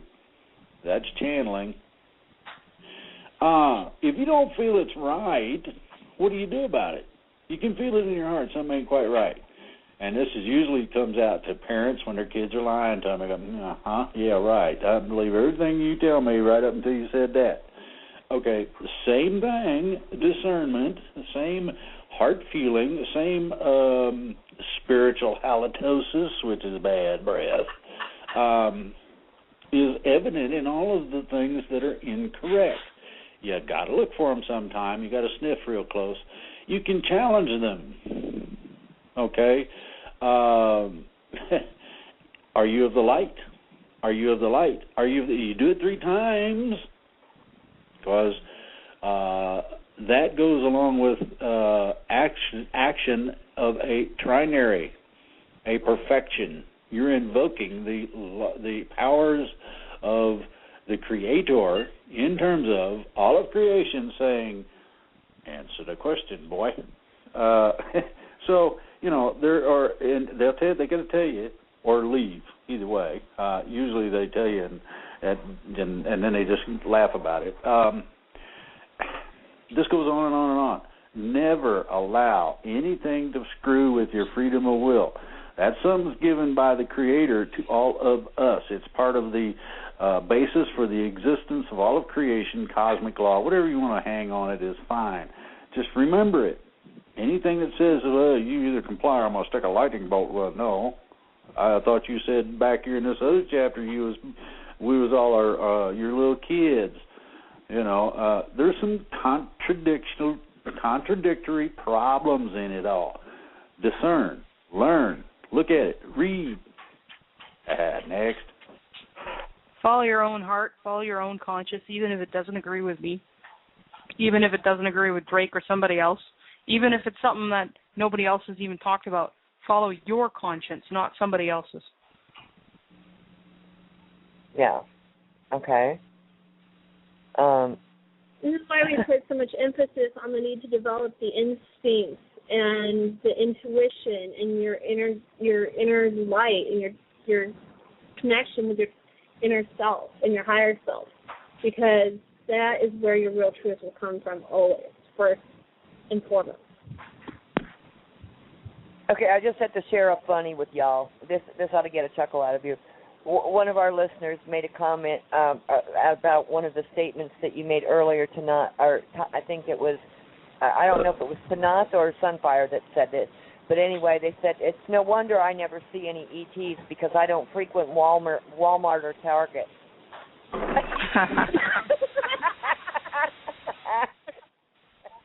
You should sit in the parking lot and get the video. Only the good ETs frequent Walmart and Target. The bad ETs can afford to shop at I-Magnons or whatever, I guess. They get their groceries at Marcus. Okay. Oh my goodness gracious. Shopping seems to be fascinating for them. When I have one of my team here following me around non-physically, they love going to the grocery because it's just such a novelty.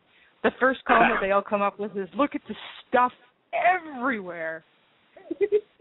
I remember you telling me about the time that your brother grabbed an entire jug of maple syrup and drank it. Yeah. It's a good thing that it was non-physical, or we would have got kicked out. I would have wanted to see him on that sugar high. Oh, God. Okay, well, I'm going to ask our audience out there, our listening audience and everything, and the people in the chat room and everything, to please, for a little while, refrain from your questions because I have now 27 pages of questions, and we're on page 4. So we've got more than enough questions for the next couple weeks' shows. And if you listen, you might be able to ask some more, poignant questions. If just listen carefully, and maybe then we won't get repetitive questions either.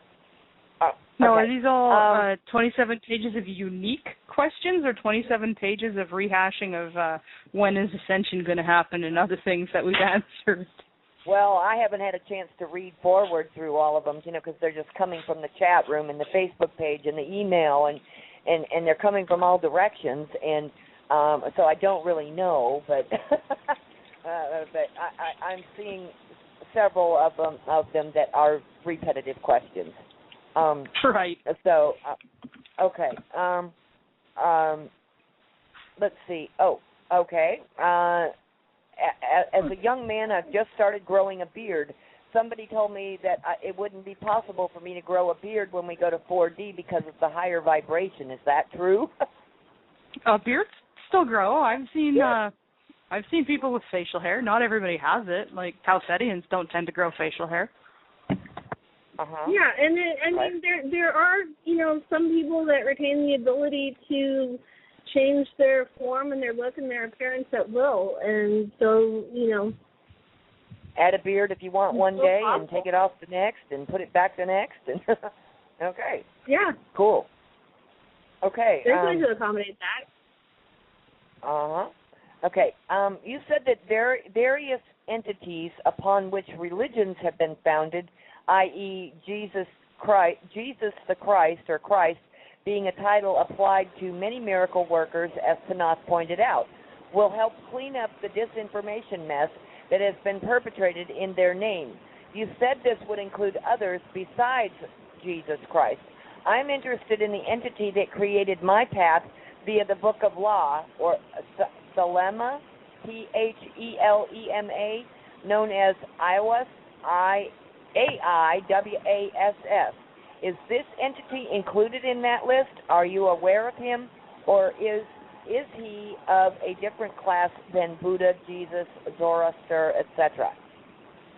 I have heard of Thelema, but I don't know much about it personally, so I don't know. I'm very familiar with it. Okay. Yeah. There's a lot of things that you'll find are not correct. Now, that could be one little thing in a whole bunch of things that rely on that one little bit thing being correct. The Book of Laws, and that's a real book. You can get it eBay or wherever probably. You might want to go through that. It supposedly gives the basis for all of the religiosity laws of every kind for all the religions. And if you look, certain parts of it do, certain parts of it don't, and some of it don't seem right no matter how you slice it. So, you have to be able to go in there and use your discernment, as I stated before. If it don't taste right, you're reading it and it goes, no, that can't be, that don't fit. Then you know what you're doing with. It's like the Source was a book put out about the Jewish or Hebraic law and what it means. Now, some of the things, and I'll give a good example, a lot of your religions will tell you don't eat pork. Ooh, it's unclean, it's unfit. That ain't it at all. That basically was a simple health suggestion. Pork has a tendency to be deadly if you don't preserve it correctly. And most people did not know how to preserve it correctly. So you spread the rumor that it's unclean, unfit, and people don't eat it, and they don't get sick and die. Simplistics. Okay? Yeah, the people have made very complicated by misperception. Yeah. Okay. Okay, what about the prime creator of this universe? Is he or she a being from another universe? Everything technically,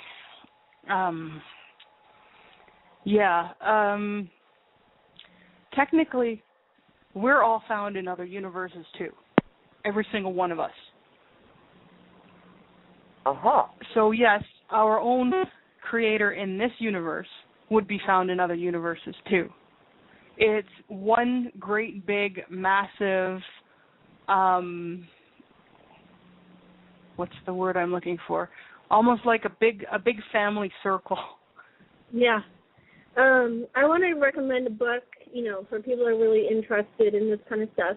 It's called The Enlightenment, and I don't remember who the author is, but I know if you go to Unicus magazine website and you go to articles and you click on The Enlightenment, you can download it as a PDF, and it explains a lot of this stuff and is actually based on real beings and real truth. It's a little outdated, but it's got a lot of very useful information. Goodness gracious, I don't even know where to start with all these questions. Okay, on another broadcast, you stressed the avoidance of the shedding of blood, even though someone must be killed. Question 1, please explain the importance of not shedding blood. Then question 2, please tell us how the higher density beings feel and think about 3D people having abortions. Abortions are kind of mystifying for them because non-consensual conception is a rarity. Again, it's one of those things that goes down to the shedding of blood. And this is where we spoke before about if we're going to have hangings of those who have done wrong, make sure to put a plastic sheet under them first. A lot of abortion sheds blood wrongfully, but there are ways to terminate a pregnancy without the shedding of blood. Those have been largely denied people for a good reason. Well, not a good reason, but for a reason. When it comes to things like that, ETs recognize that the needs of the living outweigh the unborn. Okay. And the soul does not enter until the first breath is taken. And that's generally what they go by.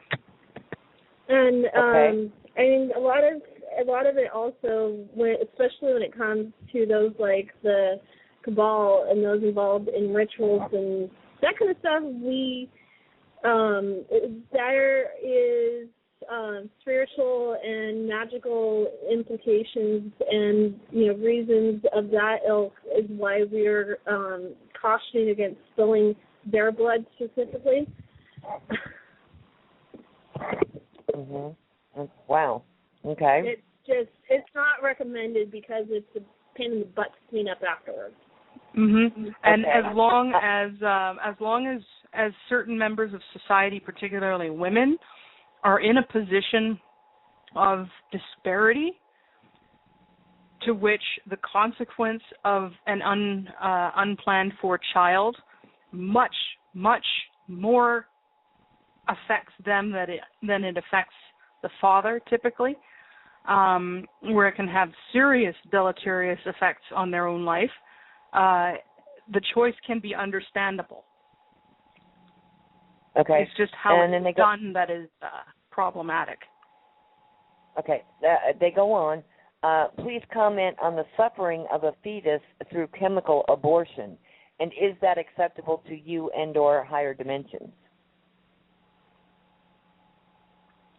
Okay. First of all, at that point, the soul has not yet entered the body. So the suffering, we're making a huge assumption that there is suffering, which is not necessarily the case. Okay. in order for there to be suffering, there has to be consciousness. Suffering without consciousness does not exist. Consciousness requires soul. Mm-hmm. And at that point, the soul has not yet entered the body. Right. Yeah. Do you know of anyone who's ever remembered being in the fetus or being a fetus? I know people who have remembered being in the womb, but those are typically very late trimester. And when it comes to very, very late trimester, at that point, what you have is also partially body memories, which aren't necessarily the same thing as soul memories. Okay. All right. Just like I dream when I go to sleep, but I only remember it if I'm in my body when I'm dreaming. Okay. Will Bigfoot stay with us in 4D, and will you remove Wendigo, Wendigo, Wendigo? These are names I'm not Wendigo will probably find it very hard to stick around, because Wendigo is of a very dark vibration. Bigfoot you might see more of. Okay, they said Wendigo is the one with the red crown because it likes to eat people.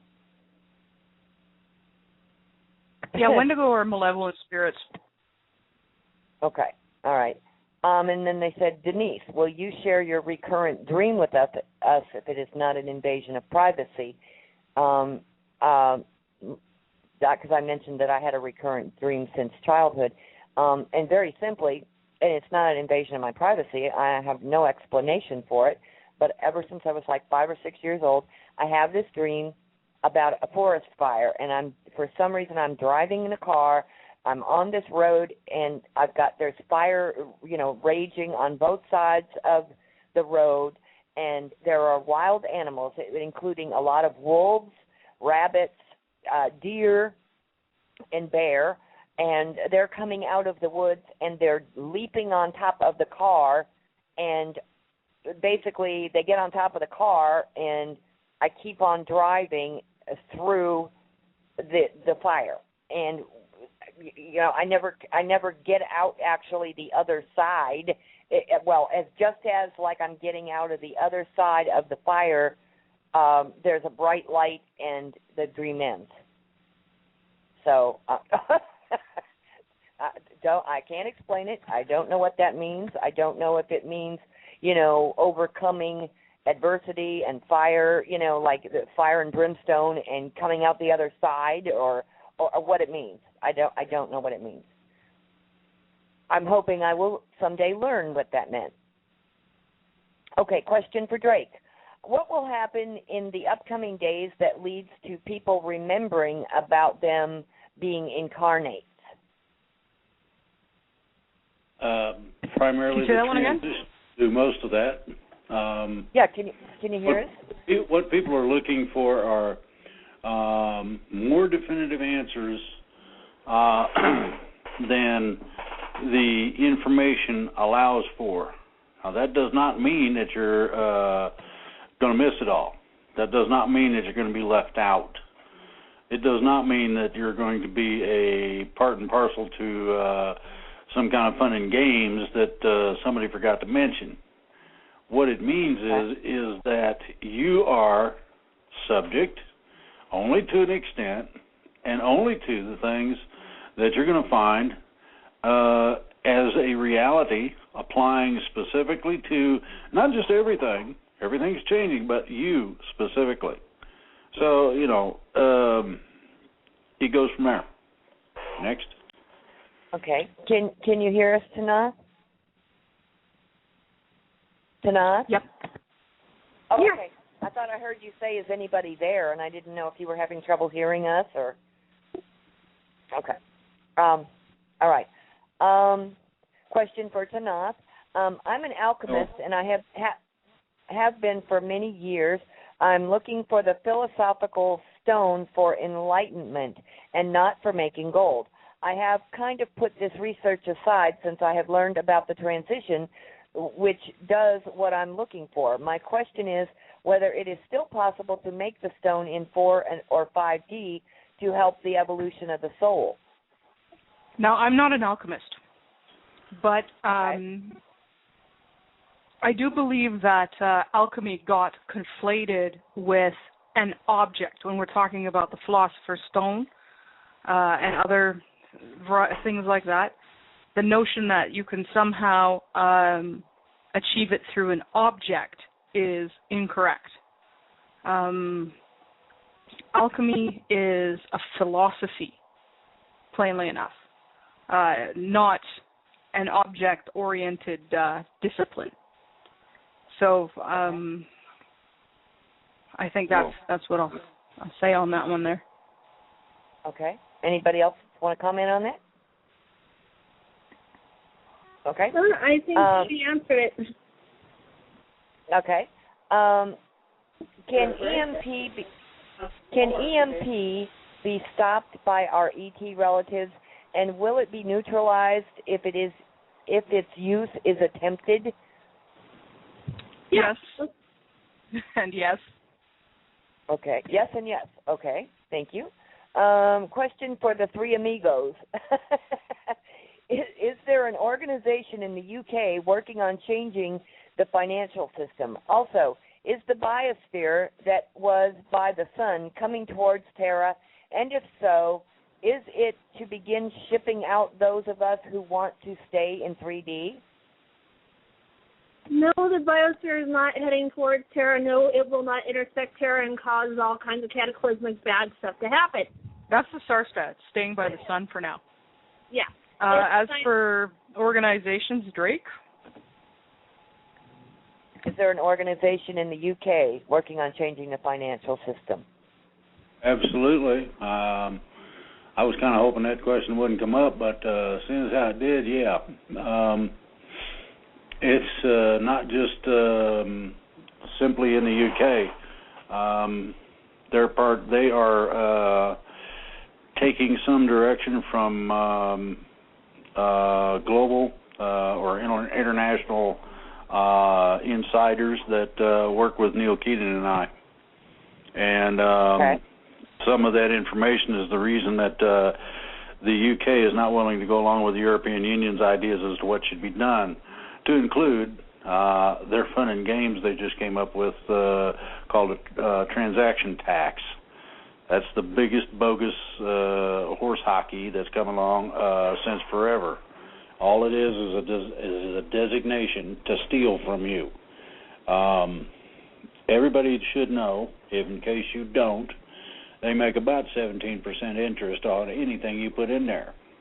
Now, fractional banking offers them the capability to take $1 in deposit and turn it into up to 100 or however many they have decided upon. So, that's when they say that the banks are failing. Well, that's because they've been cut off and they can't steal anymore, so they have to steal from somebody. It's called the Cypress effect. If you can't get it from the originating bankers, then you steal it from whomever happens to do business with your company, whatever that is, financial or otherwise. And so this is a prelude to the end of the financial system. Now, you got a while before that actually takes place. The things Neil and I have been working on should take place long before we get to anywhere near that point. No matter what's been going on financially lately, supposedly in the news, you have to look for implementation. I have specifically specified that everybody should get away from paper. And by that I mean stocks, bonds, all of it. You don't dump that. Cash might not seem like a good position, but it's a lot better than nothing. And you better watch your stuff in terms of finances because it's getting ready to explode, or implode rather. And when it starts, that's going to be a real mother to deal with. Not only won't you be able to sell anything that you got, but it won't be of any value either. So where does that leave you? Well, if you haven't stashed some cash under the mattress, in a jar in the yard, or however you figure is best to do it, if you don't have food on hand, you're going to be up the creek with no boat, let alone a paddle. And these are things that people need to understand.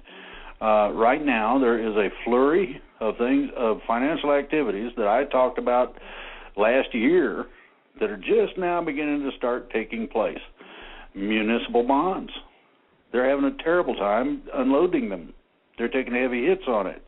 The payout on the interest rate skyrocketed over the last month. Why? That's because when you have a consumerized financial system, you have to have fresh blood in order for the vampires to get their meals. And so consequently, when that fresh blood is not coming in, unemployment, no jobs.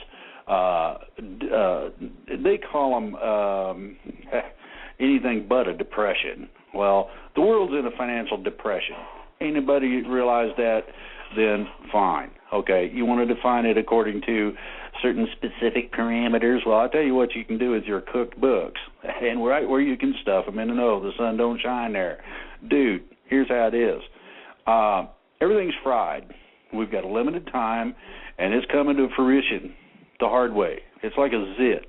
If you don't attend to it early on, eventually it gets humongous, and then eventually it goes and gets all over the mirror and is nasty and don't smell right. Well, if this is what you want in your financial future, keep doing what you're doing, which is insane, and expect a different outcome. All right. So that should answer that, I hope. Okay. All right. I've heard Tanaath and or Tolek talk about this transformation of Earth to 4D as a unique event because people have never, ever before ascended to 4D without having to die first.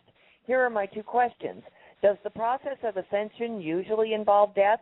And if so, why do we get an exception? Okay, first of all, I never said that people have never, ever ascended without death. An entire planet has never ascended with the entire population on the ground, alive and intact. That is the difference. What was the second part of that question? If it does usually involve death, why do we get an exception? Why are we the exception to the rule? It was something that was agreed upon by the planet way back in the day, and by the people who chose to ensoul here or incarnate here. So that's why. Okay. All right. Next question is on the talk show with Vince. On the Talk Show with Vince show, you mentioned that a relative of yours married a Silver Legion guy. I was wondering if they had kids or if they're planning on having kids and how that would work. And where will the children be raised and how will they be educated? And since Mom is a Terran, what rights and responsibilities will the This was not a Terran Silver Legionnaire or a Terran relative of mine.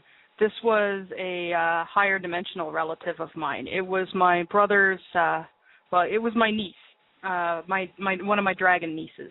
And yes, she and Itachi have had children. As for where they're raising it, I believe they've chose to raise the child on one of the Tausetian planets. And yes, he is a half-dragon. Okay. And able to change between human and dragon forms. Itachi himself is human, though he is not Terran. So yeah, it's a half-human, half-dragon baby. And growing up very fast. Half-dragons tend to do that. Okay. Congratulations. All right. How powerful are spoken words in affecting our realities? My understanding is that thoughts are energy, but spoken words are nothing more than vibrations projected into our environment that can have a direct effect. Can saying a positive thing out loud be helpful, like casting a spell in Harry Potter? Well, yes, but it's not because of the word. It's because of the intent and the power behind it. And you have to understand, the reality matrix of Terra is completely messed up. So while things do not manifest so quickly here, they do, generally speaking, everywhere else. Okay. All right. Sunfire, check your email. Okay. Have any of you ever incarnated as a planet? If so, can you describe the experience? And after the transition, will Gaia forgive us for the destructive ways we have lived on her?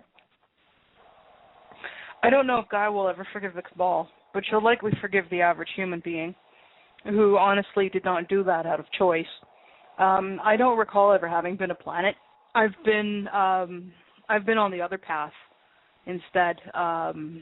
Being a planet sounds like a heck of a lot of thankless work. Okay. I don't think I'd make too good of a planet because I'd be too tempted to dump boulders on beings like the Cabal way too quickly. Yep. I like to be mobile. Planets are not very mobile. Okay. All right. All right, let's see. For Drake, Tanaath, and Sunfire. Here we go. That's what is the Holy Spirit of the Bible? We basically answered this question just a little while ago. Yeah. Yeah. The question went on to say, some say it has emotions and that they communicate with it. Could it just be our connection to our source rather than... Pretty much. Yeah. Okay. Yeah, when they talk about the Holy Spirit, what they're really talking about is a person's connection to source. And that doesn't issue from Jehovah. That issues from source.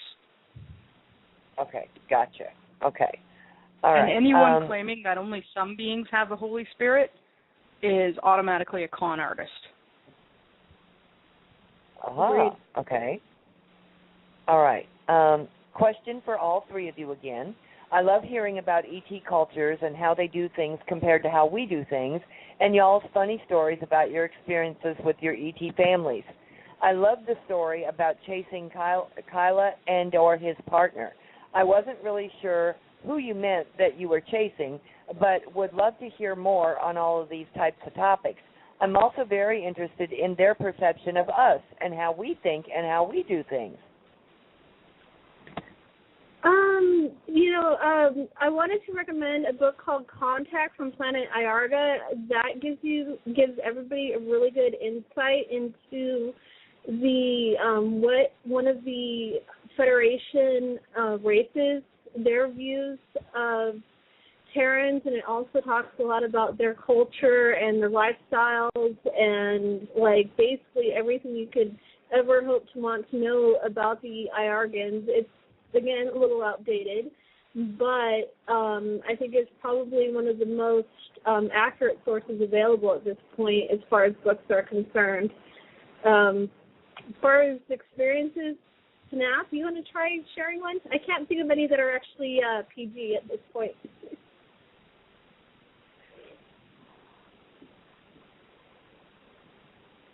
Tanaath? Okay, well, let's Sorry, I was muted. On. There we go. I have an experience that I want to talk about. One of my brothers, the one who likes rock music, not the one who visited Gene Roddenberry, he is a tech. He manages, among other things, the replicator database and scanning things for the replicator. I like to cook.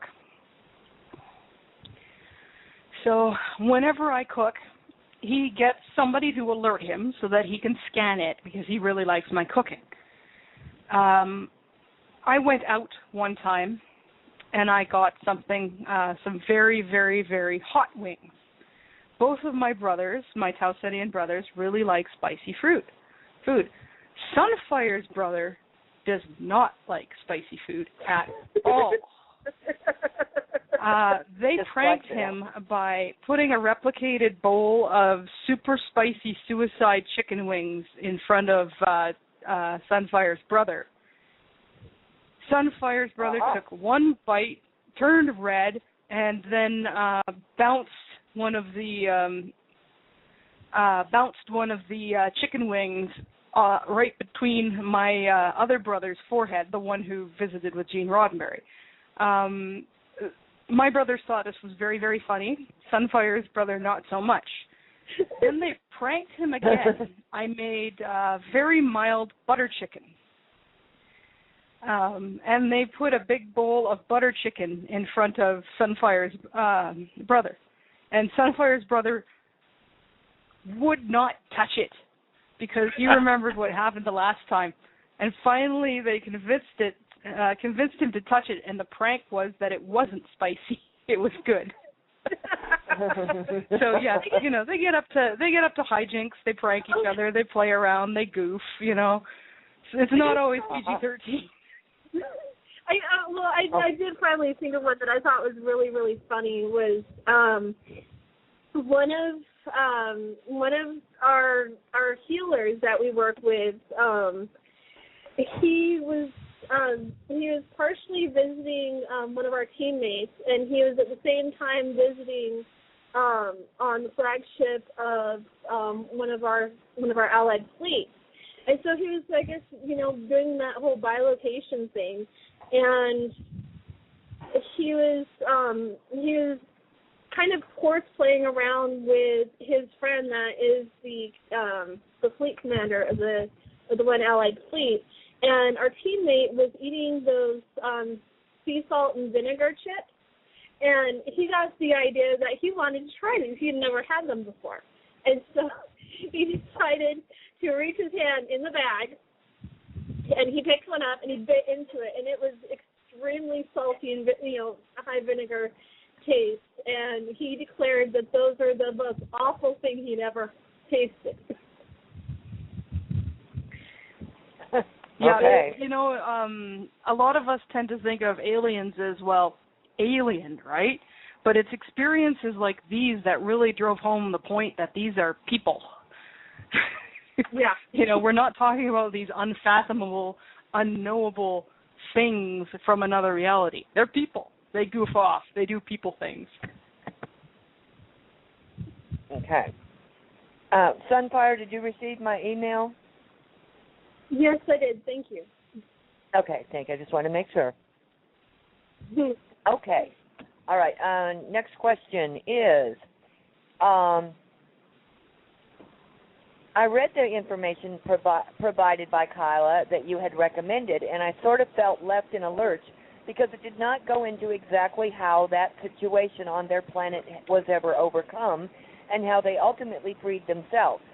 Tolek said that they communicated with higher dimensions and came up with technology that freed them and which they are using here to help us to free ourselves as well. But can you provide anything a little more specific information about what they are using and how it might work? I'm also interested in the commonalities of the effects on how thinking and culture changed before and after the occupation and freedom of, here we go, Cana, yeah. Compared to Earth. Cana compared to Earth. That stuff would be better fielded to Kyla directly. It's not possible right now, but eventually it will be, and he's quite willing to talk at length about it.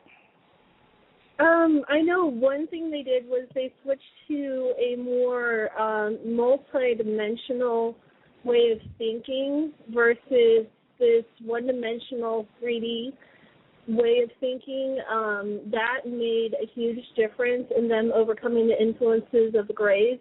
As far as the technology, a lot of that is tactical information that we're not at liberty to discuss right now because we're still in the middle of a war. And when you're in the middle of a war, you don't give the other side your playbook. And you don't give the other side the tactical information either. Okay. All right, question for Tanaath, if you can say. Can you explain what prevents the Silver Legion from getting a ship on the ground here? Is it a dimensional thing, or are you being prevented by other beings or reptoids? We're being prevented. We're still looking into it. If you, if you know, I'd love to know it. Okay. All right. I found it interesting when you mentioned that the Star Trek created race of the Cardassians are sort of a joke because they are a combination of characteristics of both reptilians and Tausetians. Would you please parse that out for us and tell us which characteristics you see as reptilians and which ones you see as Tausetian in that Star Trek race, please? Thanks so much. Well, the domination conquest thing is reptoid. Yeah, and also if you look at them, the way that their features are designed were reptoid. There's a lot of different intricacies going into that. One of the things that is that it's kind of like, I guess it's something that's very difficult to describe. The Obsidian Order is based on, but not completely, just lightly based on the Tausetian intelligence arm of the Federation. The Tal Shiar is based on the Procyon intelligence. There's little intricacies. The Cardassians' occupation of Bajor is based on the Reptoids' occupation of Procyon, but in the same sense is also based on the Germans' occupation and the Nazi aspects of World War II. And there's space and I want to say there's space and Terran aspects that go into every different race and storyline that is, expressed in at least the original multiple different series involved in Star Trek. I have no comment in regards to the accuracy of the current reimagination of Star Trek. That's not included in the 95% accuracy. Okay. So I hope that helps. It's difficult to, because of security issues. Beyond that, it's very difficult to get into too many, differences and specifics. Okay. Next question. Are there beings that look like the Namex or I guess it would be Namex, Nameks of Dragon Ball Z? Probably. If it can be imagined, it exists somewhere. Oh, okay, cool. Okay. Let me see if I can get this next one out. I feel illiterate today. Okay.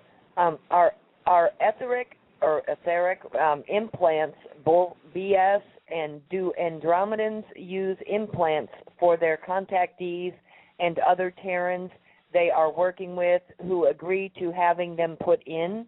If so, how do these implants help the contactees, and how do they help the Andromedans? Generally, if somebody's offering you an implant, unless you know absolutely that person is the bona fides of that person, don't take it. The Andromedans, much like the Galactic Federation of Planets, don't typically use implants unless there's no other alternative.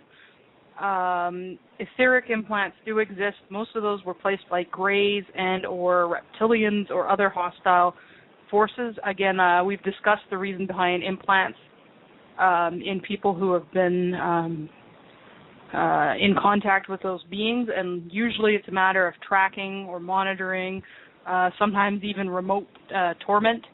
So no, that wouldn't be the Andromedans doing that. Okay. The Andromedans can remove etheric implants, but they generally do not place them unless there is a darn good reason. Okay, yeah. And then at that point, it's only done with the full knowledge and consent and awareness of the individual. Yes. Okay. The rest of the question was, if Andromedans do use implants, are they etheric, physical, or both? And do they use multiple implants in a person or just one? If you've got an implant and you aren't aware of why it got there or who put it there, it's not the Andromedans. I can say that. It's probably Greys or Reptoids. Mm-hmm. Okay. All right. Cool. All right. How does one know if they are a starseed, an indigo child, an incarnate, etc.? I've been doing research, and I can't seem to get a straight answer. Everywhere I turn, I keep seeing someone saying that he's a starseed or she's a starseed. Everyone around you is a starseed. Well, how do you know you're alive? You know, that's one of those things, it's self-knowledge. Nobody can tell you that you're a starseed or that you're an incarnate or whatever. They can say at best, well, it sounds like you might be based on these experiences, but they can't tell you you're an incarnate. The only one who can do that is you. Likewise, if somebody believes that they're an incarnate or a starseed, they're probably right. It's not a kind of thing that is self-aggrandizing. Most people who have that calling are genuinely a starseed or an incarnate or whatnot. If they're trying to capitalize on it, you know, trying to get money out of you or following or whatever, then I would question their motives, but not necessarily that they are or are not a starseed. Okay. And the final part of the question was, how do you all know yourselves? Have you always known this, or did it take a while to kick in? Kind of a redundant question, I'm sure, but I want to hear what y'all have to say for myself. Well, how did I know? Well, when I hit 16, somebody said a name to me, and I twitched on the floor for about 5 minutes, having all kinds of weird memories of lifetimes. That did not include this body. It was a pretty shocking incident, hard to deny. Not one of those things I can bring out in a court of law and prove, but it was proof enough for me. When you have an incident like that, well, it becomes pretty darn obvious that something's different. That what they told you in school isn't fully covering it. Okay, yeah, so I you had found spontaneous out something memories. triggered it when you were about 16. What about you, Sunfire? I've kind of always known my entire life that I was different and that I just never fit in, never got, never quite, could figure out how to communicate, effectively and stuff. And I think what really triggered it for me was I started learning telepathy from my pony, and then she passed me on telepathically to my brother, and he started talking to me, and he would not exactly tell me anything unless I asked him a question. If I specifically asked a specific question, then he would give me the answer, but it would be in a way that would bring the answer out in myself instead of him specifically just handing it to me. And it kind of it was a series of realizations and memories that got triggered and, that kind of thing. And the more I remembered, the more he worked to answer the questions or help trigger memories where I get the answers myself. And that's pretty much how I found out, or got confirmation of things I'd suspected my entire life. Okay. Next question. I have been watching the TV show Star Trek Enterprise, and I'm amazed at how every time they stop and explore or meet someone new, they always seem to face their certain death. Is travel in space really this dangerous all the time, or are there lots of fun-loving people and places to visit and enjoy? That's dramatic license. Yeah, I think there's a lot of fun-loving places and people to enjoy. As far as the facing certain death every episode, that's the episodic thing. It's part of the whole Star Trek thing where you build the drama and the story, and that's the format of the TV series. I mean, there are places in space that are extremely dangerous that you wouldn't want to go to without an entire fleet full of, gunships and everything else behind you. And there are parts of space where you can go and never, and people have lived tens of thousands of years and never seen a war or anything worse than an argument between two intellectuals. So true. Yeah. Yeah, it seems like humans or Terrans.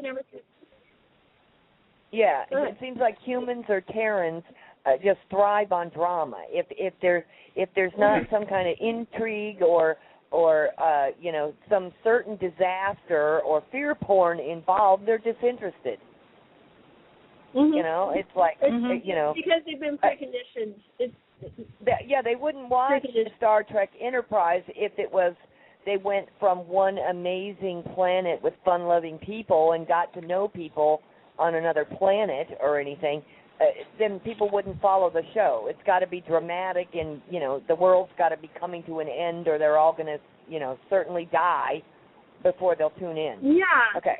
Yeah, totally. And, I mean, I highly recommend people watch DS9. DS9 is interesting. It's been brought up several times in conversations with teammates, friends, even the Dimensionals, how much DS9 parallels things right now and has for quite a while.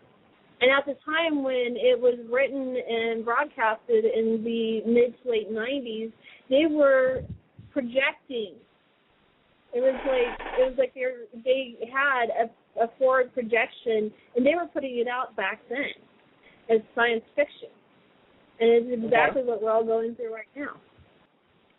Okay, please make please, all three of you, please make a comment in regards to the large amount of information dating back into the 70s regarding Billy Meier, M-E-I-E-R, and his contact with the Pleiadians. Does all of this information ring true, and does this information go along with the Galactic Federation of Planets information that we're getting from Tanaath and Tolek? Sunfire can take this one. Yeah, I'll take that one. As far as Billy Meier goes, he was contacted once or twice by some ETs from the Pleiades cluster, which have since been determined to be self-serving, hostile ETs. And since then, as far as I understand it, once he was contacted once or twice, he hasn't been contacted since. And it's interesting that everybody claims to be in contact with Simjaze or Simyazi when she has been dead since the early 1990s and has not been even in this universe since then. And one of the things that I find extremely interesting is that Billy Meier and his associate claim that Billy Meier is the only one who has any contact with ETs, and that everybody else is a total fraud. When you think about it, statistically speaking, at least 1 million people annually around the world have contact in one form or another with ETs. Statistically speaking, it's more likely that Meier's the fraud. Yes. It's like the one person or the woman who's claiming she's the only one who knows how to make organite. Yeah, I'm sorry, no. The Plejarans are hostile, but they are presented by far too many people as positives. They're not. No, Pleiadian and Plejaran is a weasel word. The Plejarans are the Meropians we've been dealing with. I've been trying to round various things into the planet. Yeah, not exactly a friendly bunch. It's a weasel word. Anybody who calls themselves by a cluster or a galaxy instead of a system is, or even a planet, is trying to pull one over. For instance, the Androni use Androni because Antares has 2 inhabited planets, and Andron and Nicote. The Tausetians, they all are Tausetians and all their inhabited planets in that system, so it is appropriate to call them a Tausetian. But you're going to want more credentials than their galaxy. It'd be like if the reptilians came and said, "Oh, we're Milky Wayans." You could trust them. Yeah, or all these people that claim just to flat out say Andromedan. Okay, Andromeda is not only a constellation, but it's a galaxy. Yep. And we've dealt with positives, negatives, neutrals, and everything in between from the Andromeda galaxy. It's a huge space out there. If they can't come forward and claim either their planet or their star system at least, I would question their motive. It's like somebody saying, "Trust me, I'm from North America." Well, no, that is not a credential of trust. It's a geographic location. Every woman has heard "trust me" before.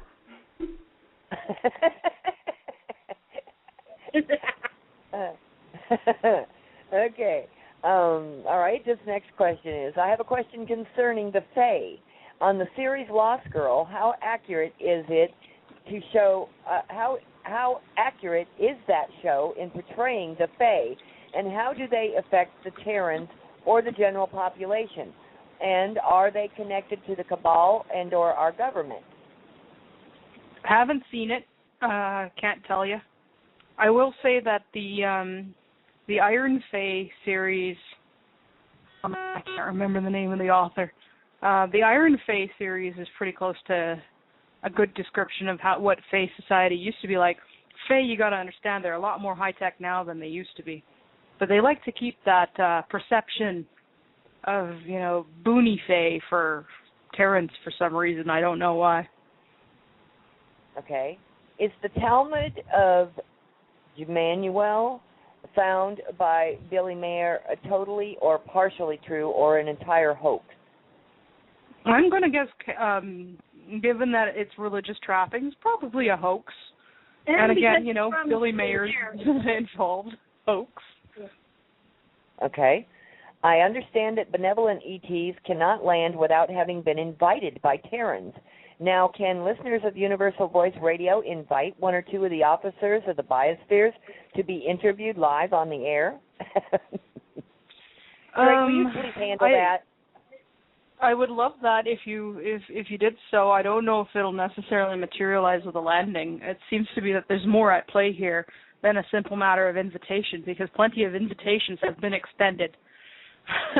Plenty of people have told me, you guys can land in my backyard, but we're still not able to land. So if we ever do get a chance to get one of them on audio comms, then, maybe we can get them onto the show. Okay. It would certainly cut down on a lot of the confusion. Okay.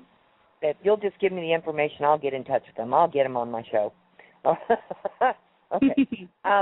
Can Tanaath and Sunfire take some time sharing one of their unforgettable experiences when they were together on another planet? Most of my memories of chumming around with Sunfire involve thinking up new pranks. Yep.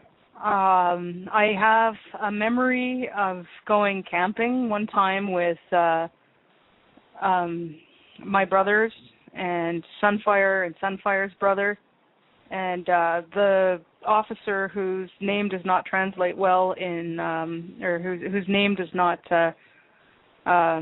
sound correct in his language in English, sounds like something else in English, Sky, and a few other friends, where we went camping on one of the Tausetian planets, and we were in this old growth forest. I remember my brother, the one who is the replicator tech, jumping into a stream straight after a fish. That's how he fishes. No need for a rod or anything there. And we had a campfire, and we didn't even have a tent or anything. We just slept on the ground under the stars, and it was a beautiful thing. That's one of the things I remember. It's one of my favorite memories too. Cool. I think I've got a couple memories from even like various other lives with Tanaath, but everything that I can think of that I can remember has always either been a very positive memory or at least me laughing so hard I nearly fall out of my chair. Yep, it's all a bunch of pleasant memories for me too. I don't remember, at least hanging around with Sunfire, I don't remember anything horribly unpleasant. I do remember the fight that got me killed. And when I first remembered it, it was kind of traumatic, but once you get distant from the trauma, it's not so bad, and then it's like, wow, I really did acquit myself well in that battle. When you take one of those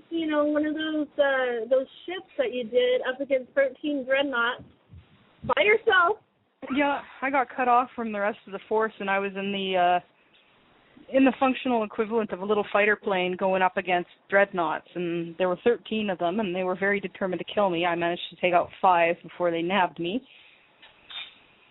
I'm told it was a good a very good, notable flight, but all I remember at the time was realizing I was up Poop Creek without a paddle and deciding, being very determined to do as much as I could on the way out.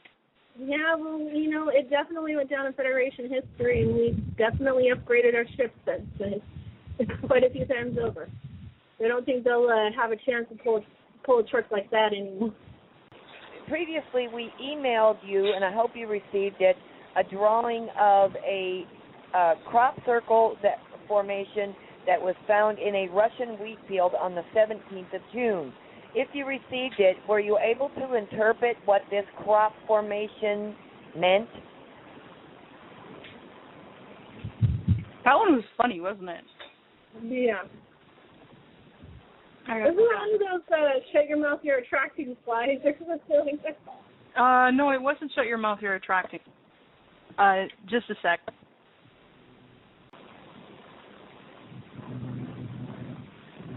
File not available. Sorry, I'm not available. That was what it said? No, file not available. Oh, file not available. Okay. Oh, okay. Very interesting. I love it. Okay. They should have a sense of humor. Are either of you familiar? That's what it was. I was mistaken on that crop circle. Mander tells me it says, Mander tells me it's a message to the Cabal to present rear end for a kicking. I like that. Okie dokie. Okay, present your rear end for kicking. Okay, great. All right. Another question about channeling. Is it a common definition for that form of possession where an entity takes control of your body so it can speak through you? I mean, it seems to be used like a blanket definition for a lot of different things, like the term Archon. Yeah, it's misused in a lot of cases, but true channeling is when something, not you, takes over you and uses you as a mouthpiece. Whether you consent or not is what makes it different between channeling or possession. It does not mean that the information is bona fide or anything like that. Channeling is in vogue. It's a bit of a fad in the New Age community. So everybody says they do it, regardless of whether or not that's actually what they're doing. In some cases, it might actually be genuine telepathy. For instance, what Blossom Goodchild does appears to be a case of telepathy. I can't vouch for the bona fides of her contacts, but that doesn't look like channeling to me because it involves a distinct two-way conversation. And who was that? Who was Blossom that? Goodchild. Oh, okay. I cannot speak to the bona fides of her people there, but that isn't channeling what she's doing. It appears to be telepathy. Okay. But so a lot of people are using the term channeling because they think it gives credibility. I would say it does quite the opposite. So if you're not channeling, don't use the term. When I hear the word if channeling, you are channeling, for shame. Yeah. Okay. Can you describe how the Alpha Draconians look in detail, like their skin color, their eyes, their height, etc.? And is Alex Collier correct in saying that they have a very large liver, a mating claw, and hormone sags on the palms of their hands, a long tail and wings for their leaders? How do they communicate? The leaders do have wings. The grunts do not. Typically, they're 8 to 12 feet tall. They have scaly, pebbly skin. They color code. Generally, you see a number of primary color schemes, each of which have a different role. These are red, green, blue, silver, white, and gray are considered nobility caste. Black is also a caste. Orange is a caste. The yellows you almost never see because they're the nest keepers or the nest tenders. But, they're heavily muscled. They have tails, fairly short, powerful tails that they can use to knock an opponent off their feet. I don't know about the mating claw. I've never gotten close enough to one that wanted to mate, and wouldn't be very interested in it. Besides, they do use pheromones of various varieties. Do they have a very large liver like that? Well, man, I'd have to ask our resident dissectionist about that. I guess compared to Terrans, probably yes, because they're used to processing even more toxins than we are. You know, they're filthy creatures. Do they have long tails? Long, like, in terms of their entire body length, no. It's more of a short tail. Like, it's not like a long wraparound thing. It is a short tail that is about a third the length of the entire body standing. And it sticks out behind them, and it's used mostly for balance. And they can swing it and knock an enemy over, for instance, that is prepared for it. Okay. And what about this hormone sags on the palms of their hands? They do use pheromones. I don't know if it's on the palms of their hands. Okay. And how do they communicate was the other question. They have a spoken language. They also use telepathy, and they use technological communications as well. Okay. Can you describe some or one or more of the most interesting or funny and uncommon looking races of ET? There's one, I believe, that looks basically like a cross between a squid and a whale, but has more fins. I guess that could be one of the more unique looking ones. I mean, you think about it, infinite diversity, infinite combinations. It's, you know, everything and every possibility is out there. Are there intelligent beings that have a dog or wolf-like looking head? Ever seen anything like that? Yeah, we refer to them as canids. Same thing with felines, felids. There's a positive species of felid in, I think it's Sirius B. Okay. No, Sirius C. Sirius A. Yeah. A. Okay. Yeah. No, Sirius B is reptoids. Yes. Sirius B is hostile. Sirius A is not. Sirius A, the felinoids or felids, and then they have a vacation spot. It's really quite unique, but yeah, they're positive. I would like to compliment our audience on some of these questions. They've really been thinking.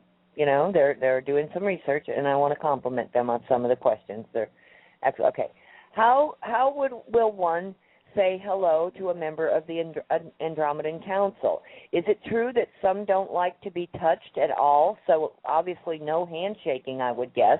And is it true that some of them think that we stink terribly? Say hello. And I'd probably skip the perfume that day. Mostly they don't consider spraying toluene and other industrial waste on your body to be attractive. And most of them have very sensitive noses and noses and scent glands and that kind of thing. So, what we consider just a little light spritz could be completely overwhelming, for them. Yeah, the Tausedians really don't do strong perfumes unless they're, even strong perfumes, unless it's natural. If it's natural, they might be able to tolerate it a bit more, but they don't like strong scents of any variety. And most of the chemicals that we spray on ourselves and call perfume, they find about like you would find spraying toxic waste on yourself, which is what you're doing. Yeah. Yep. Okay. How do members of Galactic Federation of Planets trade? Since they don't use a monetary system, how much and who decides or measures what a certain object or piece of technology, for example, is worth, and what is given in return? I mean, there must be some kind of galactic rule for that. What are they? No, actually, there are no galactic rules. It's a matter of what the people involved think is fair exchange. Yeah, it's a matter of increasing diversity and social connections and development between the various worlds and various planets. And I mean, you know, good example. There's one planet in the Tau Ceti system where peaches and strawberries originate, which is a slight variation of what we know here. And there's another planet that's in a different system that doesn't have the climate to grow the peaches and strawberries, but they have the climate to grow a wine that the Tau Cetians absolutely love and cannot produce in their, in the environment of their planets. And so it's a matter of the Tau Cetians give these guys the peaches and strawberries, and then in return they get cases of this wine that they really enjoy. Yeah, hot trading commodities. Replicators can't replicate living biological material very well. So fermented foods don't replicate well. Things like cheese, kefir, wine, anything that involves fermentation does not replicate well. There is quite a vigorous trading in anything that is an object of art or cultural good, anything that tastes good and can't be replicated easily, such as wine. Wine is a big one. And things of that nature, cultural goods, art, food, novelties, stuff that doesn't replicate well, that gets traded. And it's all according to the value accorded to it by the people who are doing the trading, which is subjective. There's no need for an oversight body to regulate it, and there is no oversight body regulating it. Okay. Yeah. All right, since you said our ancestors are mostly ET, how can a 4D race come down to Earth and put their genes into an existing 3D race gene pool? They manifest 3D bodies, and they do it generally the natural way. Yep. Okay. Turn on the disco ball and get in the spinning heart-shaped bed. Here we come. Yes. Okay. Can they materialize with their 4D body in a 3D environment, or do they have to scale themselves down to appear with a 3D body apart from fake projection, or can they do both? Well, yeah, they have to lower their vibrations and increase their density, but they have technology that allows them to manifest bodies as well as the ships that they fly around in. And no, I cannot reveal how that technology works. Sorry. Okay. Do all entities have their own sociopaths, or does it tend to be certain beings more than others? Also, are some of our public sociopaths from other galaxies? Well, more like other systems. Not everybody has sociopaths. Sociopathy is pretty rare, if not unheard of, in a lot of positive societies. Some societies do have a small percentage, and how those societies deal with those individuals is up to them. Sociopathy in Terrans comes from the reptoids. Now, that doesn't mean that everybody who has reptoid genetics, which is most of us, is a sociopath, or even necessarily that somebody with a high concentration will be sociopathic, but that comes from the reptoids. And it is no, what's the word I'm looking for here? It's no shocking revelation when you think of the nonviolent sociopaths, the Wall Street sociopaths. Well, guess who a lot of them are, and guess where the Cabal's bloodlines came from.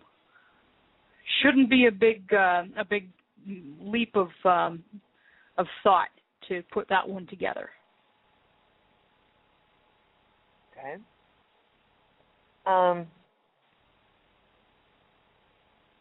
Let's see. Everyone seems to be getting their panties in a wad about these postings concerning Colonel Roy Potter. This is for you, Drake. The problem is that Potter has a very strong relationship with a guy calling himself Conservatus Prime on YouTube. Tolek has said that this man, Conservatus Prime, is a high-ranking Cabal reptilian agent.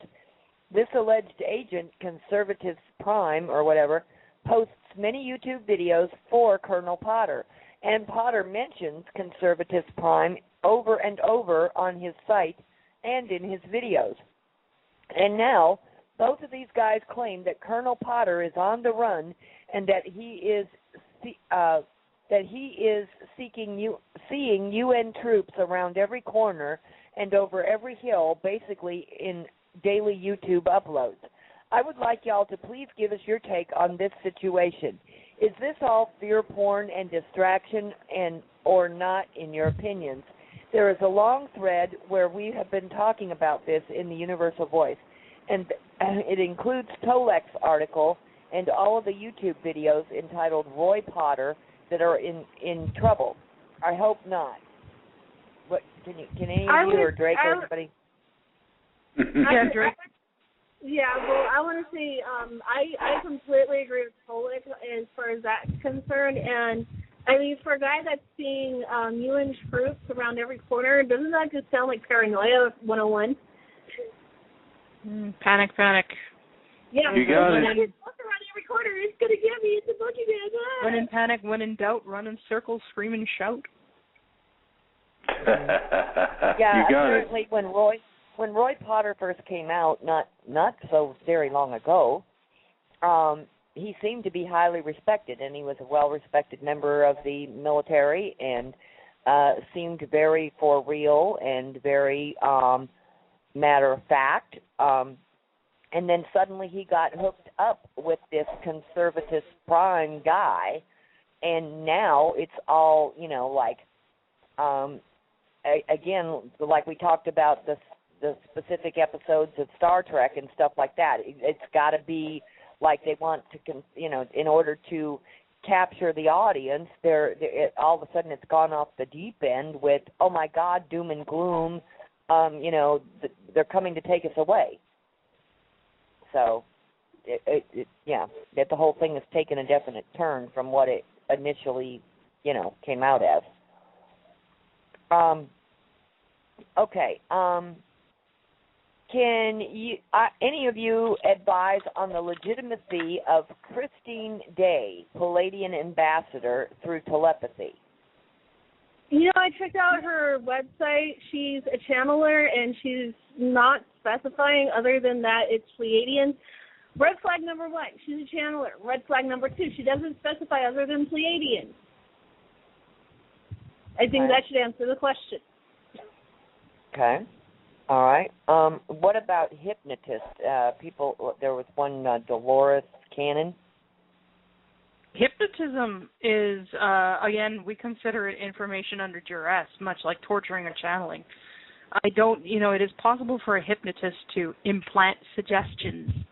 I would not say that there is a lot of validity to hypnotic recovery. Yeah. Or I don't think exactly. there's I mean, a lot every of validity I don't think there's a lot of validity for Cannon either, because she claims that all the Greys are misunderstood and that they're positives, and that everybody that is abducted or tortured or otherwise manipulated by Greys is whether they're aware of it or not, has given them permission, even when 99% of the time that's not the case. Yeah, and anybody who dismisses, like, we have people on this planet who have had genuine, traumatic, negative encounters with beings like the Greys and the Reptilians. Anybody who is coming and claiming through hypnotism or a channeled source or anything like that, that these people are not legitimate, that, oh no, they really are friends, I'm sorry, you are dismissing the lived experience of thousands, if not millions of people.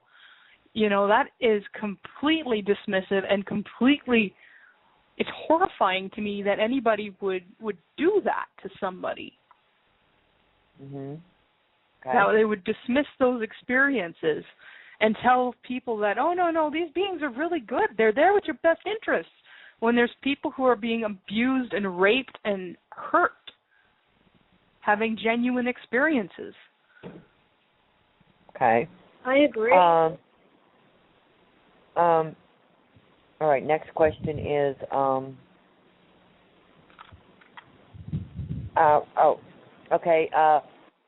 what beings are responsible for crop circles? Or are there several different beings responsible? And are the crop circles? Yeah, there's several. I mean, anybody with a ship can make a circle. Yeah, we've run into the crop circle thing a million times. Okay, so they are done from a ship rather than from, like, extraterrestrial beings on the ground.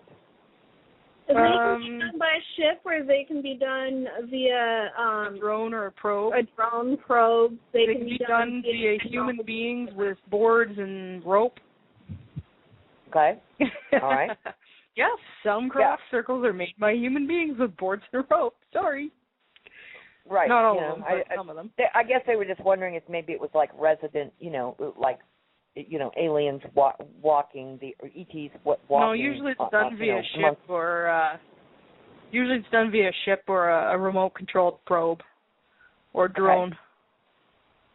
All right. What is the deal with all of the food allergies these days? I have asked naturopaths or whatever about the procedure for identifying food allergies and what they base that information on, such as do they use organic foods or what?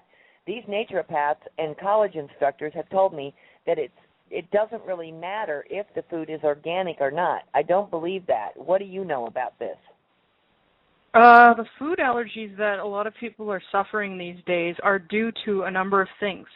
The tampering with our food supply directly using genetically engineered and genetically modified materials, stuff that has been forced into hybridization or crossbreeding using hostile chemical but not necessarily genetic methods like what was done with wheat.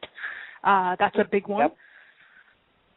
Additionally, we also have mass exposure to a lot of chemicals and a lot of things that are disrupting our endocrine system, disrupting our immune system, which makes it more prone to act allergically to things that are not contaminants. So we have multiple assault, one on our food supply, one on our air, our water, our soil, everything. Be very, very careful what products you use. All of these things that they're now discovering are bad for us. A lot of us have been using them for years without realizing that they're bad. Things like parabens and bisphenol A. Those are things that are becoming big or have become big over the last few years, and people have become aware of them. But there's many, many artificially derived products that affect us negatively and affect our immune systems negatively.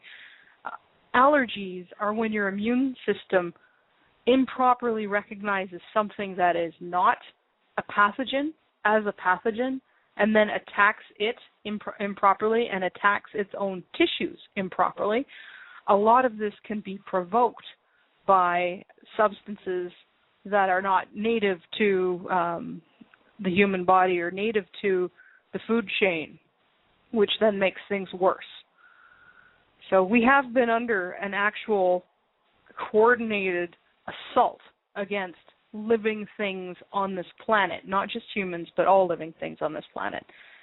And it's, again, with the whole depopulation agenda in mind. It's not going to last. It's not going to succeed. All the same, if you find out you're allergic to something, avoid it. And I would say whether or not you're a celiac, whether or not you're gluten intolerant, whether or not you're allergic to it, stay away from the gluten grains, particularly wheat. These things are not good for you in any fashion. Stay away from GMO corn. Stay away from corn syrup in any way. These things do you no good in any way at all. Yep. No matter how cleverly advertised they are. Okay. All right. Bruce Lipton has done some impressive work with DNA and epigenetics. Is it true that we have control over our own DNA? And if so, is it possible to block evil entities who may try to mess with our own DNA? I would say to an extent everybody does have some control over their own DNA. However, in practice, how feasible this is, I don't know. Okay. You can mind over matter it, but not everybody's an adept, right? Okay. All right. Next question is, I saw a craft that transformed out of what appeared to be some sort of gaseous material. It was big and beautiful. It was completely silent and had no lights at all, except for what appeared to be similar to small electric candle lights in each of the windows. It was at very close range, and I felt very peaceful and not at all afraid. Please tell me that this was the good guys. Thank you so much. Without having seen it or knowing who it was, I can't tell you it's the good guys, but if it did you no harm, then you're probably okay. Okay. If it materialized out of a mist, it might have been the Arcturians, and they're generally good guys. But don't go away saying that is exactly who it was, because I don't know. Right. Okay. I wasn't there. Right. Since about 1987, I've been getting a small mark on the bridge of my nose during the night. Any suggestion of what may be going on? January and July, very frequently, it happens. Would like your thoughts. A mark on the bridge of one's nose, not caused by sleeping position, I take it, I have no idea. Not. It's just a small mark on on the bridge of my nose during the night. Maybe you grab your nose at night. I don't know. No. Take your glasses off. You go to bed. Okay. Using replicators, they make. Do they make foods that are in containers? What becomes of the containers, and does it make both hot and cold foods at the same time? Yes, they do make hot and cold things on the same plate at the same time. As far as the containers, they make liquids and glasses. They make other foods on plates or bowls.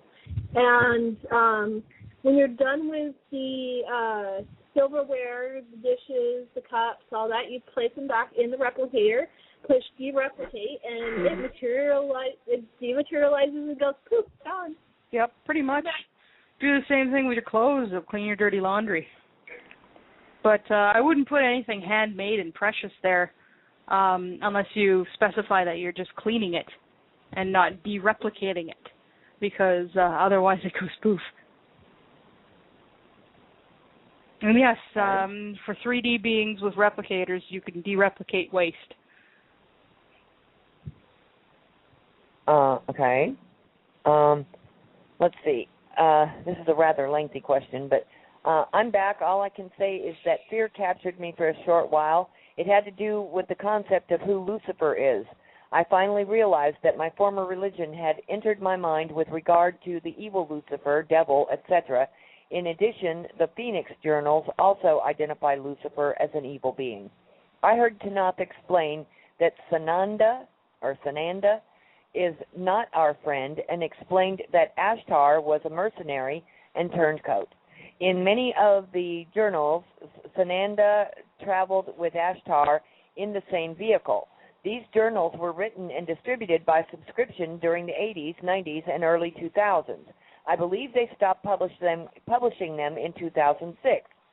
So this explains why in later journals you do not see any writings from Ashtar. So that fact and what Tanaath stated about Sananda and Ashtar confirmed my suspicions about the journals.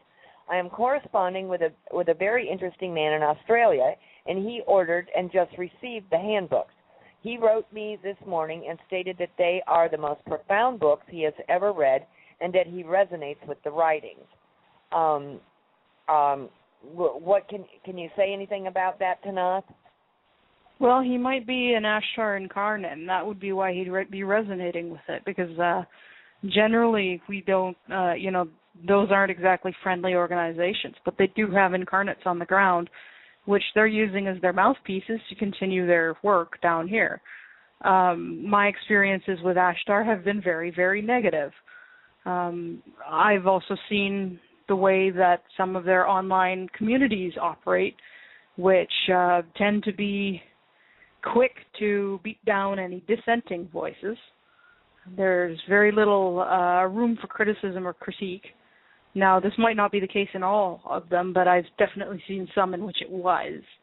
I don't like Ashtar personally. I think he's an opportunist, and I don't think he has anybody's best interests in mind, including his own incarnates, and I think that is a gross betrayal, but that's between him and them. Sananda, again, is another channeled entity.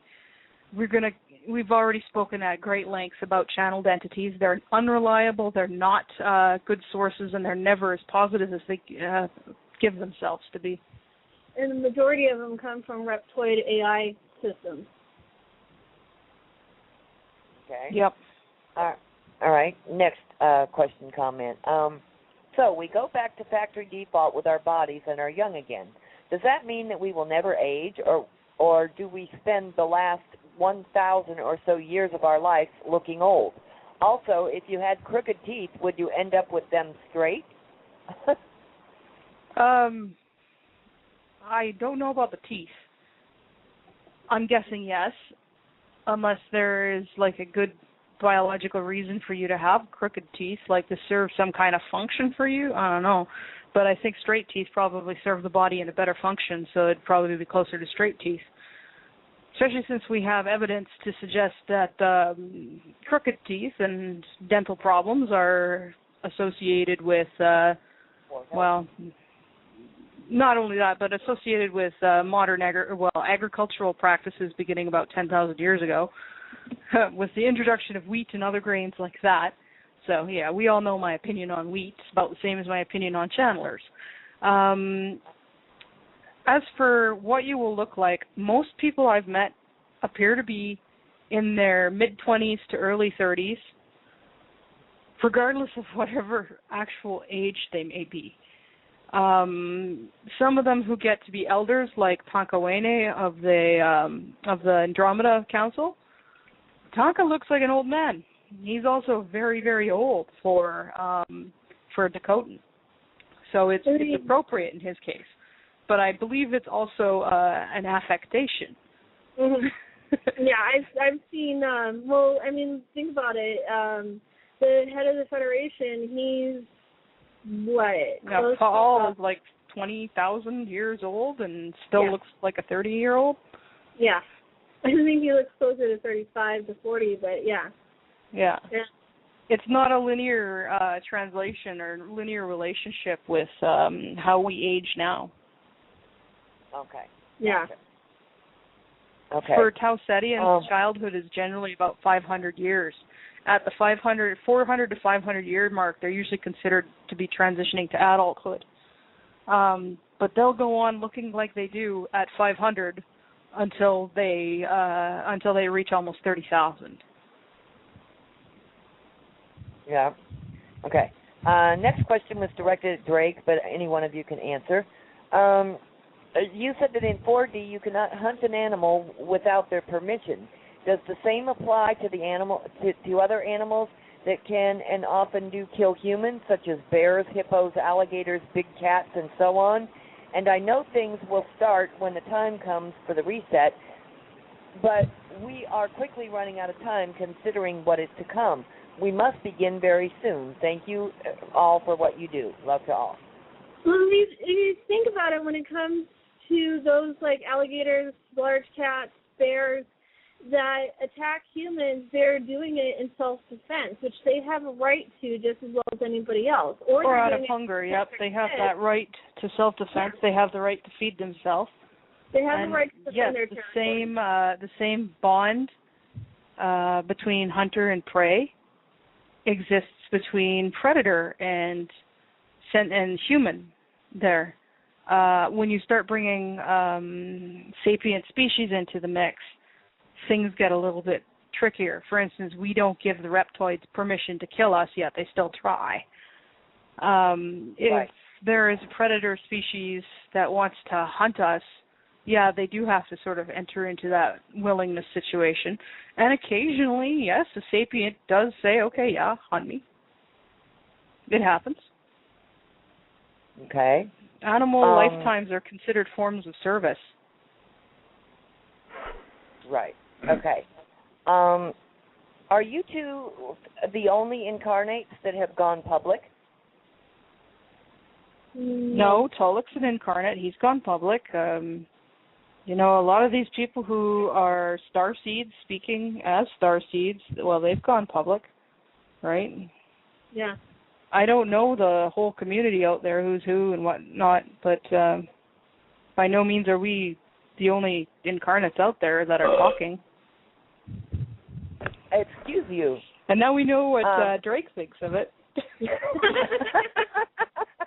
you know, in Russia, the verb is considered polite. Yes, I know. It's also the same in Japan. However, my coffee decided to object, so, sorry about that. Don't worry, Drake. You'll still be able to clear a room if you want to in the next dimension. Okay. When somebody chooses to incarnate here, are they returning to 3D and then they have to work their way back up? You don't have to work your way back up. The thing here is it was a soul trap. So, all bets are off, so to speak. But no, if you go down to another dimension, you don't necessarily have to work your way up again. You can have fun in a dimensional life outside of your previous home without being forced to stay there forever and ever and ever, or a very long time, whatever, right? Yeah. You don't have to go redo it all. Then they commented, they said, thanks, I never dreamt that I'd be able to ask these things. Okay. I'm glad that people have a chance to ask these questions. Yeah, I'm thankful that people, the listeners are really taking the time, like you mentioned earlier, Denise, to really listen, pay attention, and really think about their questions before they ask them. Right. It really, and yeah, we do get repeat questions, but we are constantly getting new people joining us, and so, and they're not caught up. And so I don't think they're intentionally asking the same questions. It's just, more and more people are waking up, and they're not caught up. That's all, So, all right, the next question is, I have noticed that the sky seems bluer and cleaner. Is this just my imagination, or is this because it's being worked on? I also did a brief meditation to see if I could contact the Silver Legion, and the first thing I saw was what appeared to be a deserted outpost. Then someone signaling me indicated that I was checked out before being allowed to see that someone was there. The same question, imagination or real? That's as far as I went because for some reason this takes a lot of energy to do. But I do intend to go further. I'm pretty sure that my best friend and I both are awakened incarnates. Well, if it's taking energy, then you really did it. Things that occur entirely in your imagination don't take that kind of effort or energy. Therefore, you really did it. Okay. As for, yes, there is stuff being done to try to help the air. It seems to be more effective in some places than others, and of course they keep on trying. They keep on spraying. On a given night I can usually see a couple in the sky. At one time I saw 7 at once, and I was wondering, what is this, some kind of bonspiel? Yeah, it does seem to be clearing up in some areas, and there is a great deal of effort made, but until we can ground those planes once and for all, it's going to keep going on. Okay. Let's see, next question. Let me get to it here. Oh, wrong one. Hold on. Drake said that he is not a fan of, here we go, Bibliotheca Pleiades. Yeah. Any source of information. Yeah. Any source of information should be used with caution. Some of that site's co-opted. Some of that site is very, very good. The stuff on Atlantis, the stuff that is brought through for Kyla, that stuff is pretty accurate. But it's always caveat emptor with any information source, including us, and I know I've said that multiple times. use your discernment. Because they said that is the website that Tanaath has recommended for truth on some things. Just like my grandkids, I have to ask, why? Why would Tanaath tell us to view a website that is affiliated with a Gnostic Catholic bishop or a cultist? That'd be Sunfire, but who recommends it more broadly than I do. But for certain subjects, it's fairly accurate. Because even though the website is run by a Kabbalist, it is not all the contributors are Kabbalists. It is a pre-Wikipedia style crowdsource. Gotcha. You want to comment on that at all, Drake? I probably can, but I think it was covered. Okay. Yeah, I think it was covered quite fine. Okay. Drake, at the end of an article are some comments by people, and Nerchi makes the comment that Stephen Greer has gone into hiding. Maybe you could validate this on your show tonight. Anything you can add to that? Well, some people hide for varying reasons. Some people don't really have a good reason to hide, but they do it anyway. A lot of the things that you're going to find that are going to be coming out are going to be publicity stunts. Be aware of that, and that's all I'm going to say.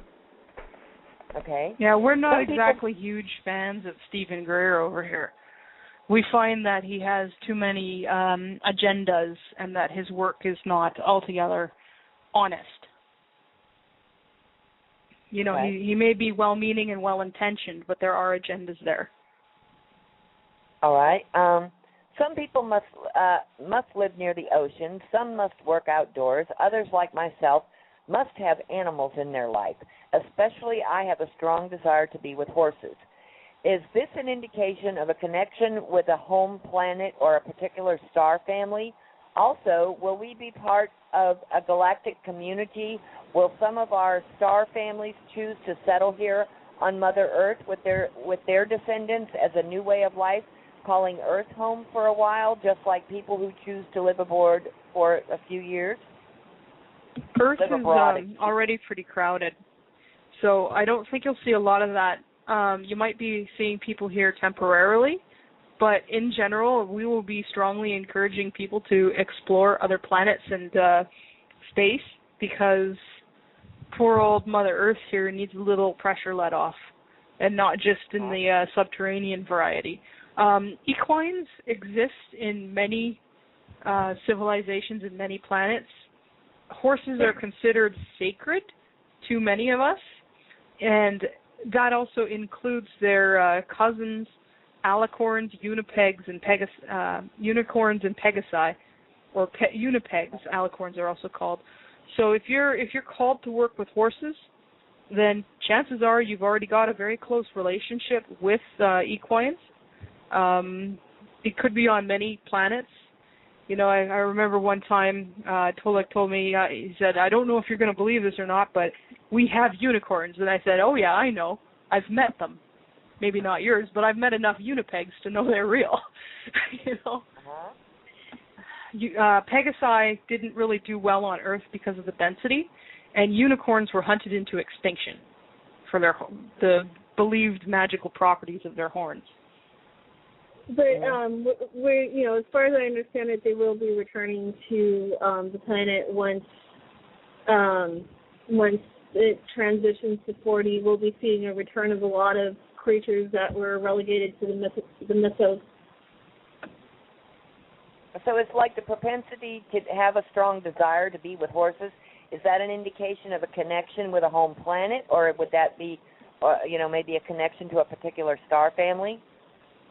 I think it's just a connection to horses. I mean, you know, I have a very strong bond with a pony that is, you know, and horses in general. And I mean, she's a Unipeg incarnate. So, I mean, we share a very strong bond. Tanaath has a Unipeg. Another teammate of ours just recently got adopted by a Unipeg. And I believe it was something of a surprise for him too. Yeah. Uh-huh. As I reminded him, they welcome you into their world, not the other way around. And I mean, there are what we call equoid species that are equine and human, humanoid with equine aspects. I think it's really just a connection with horses. I don't think it specifically indicates one specific, star family or planet of origin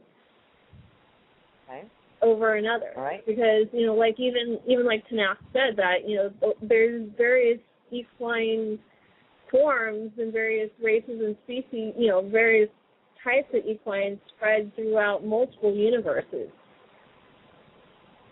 Okay. All right, we're going to try to get through page 14 of 24 of the questions. Okay, let's see. I was curious if the Silver Legion had some kind of a boot camp. The reason I ask is because I had the most realistic dream that I've ever had in my entire life. In it, I was doing boot camp type exercises and drills. The strangest part was that I could feel I could feel the fatigue and muscle aches from doing hard work. I never felt any pain in a dream before. Was it even a dream? This happened the day that I looked up into the sky and asked to be shown proof. Well, I don't know if it was us.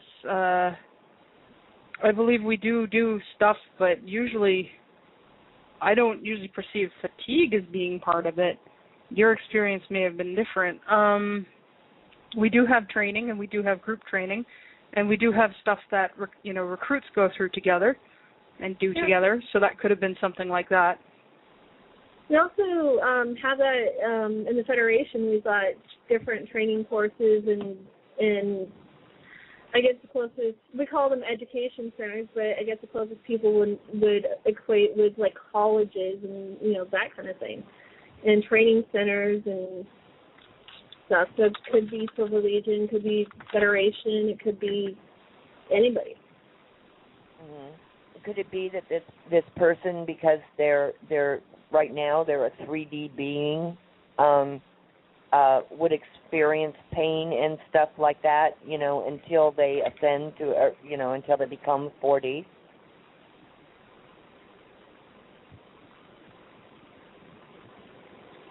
Hello? I'm sorry, can you ask that again? I said, would it be possible that the person was experiencing pain because the person is still 3D and has not become a 4D being? It's possible. I do know that sometimes if I get into a scuff and get injured, I'll wake up with pain. Yeah. I've woken up with injured. bruises and stuff. I didn't have any explanation for. Yeah, I've woken up with a few bruises and scars and marks and stuff after incidents that I recall getting into fights. It does happen. One of my fellow Silver Legionnaires often ends up in fights and comes to me the next day down here on Terra complaining about the aches and pains and other things, at which point I usually, point out the folly of her approach and say, well, if you didn't do it this way, we like to troll each other. That's what friends are for. Uh-huh.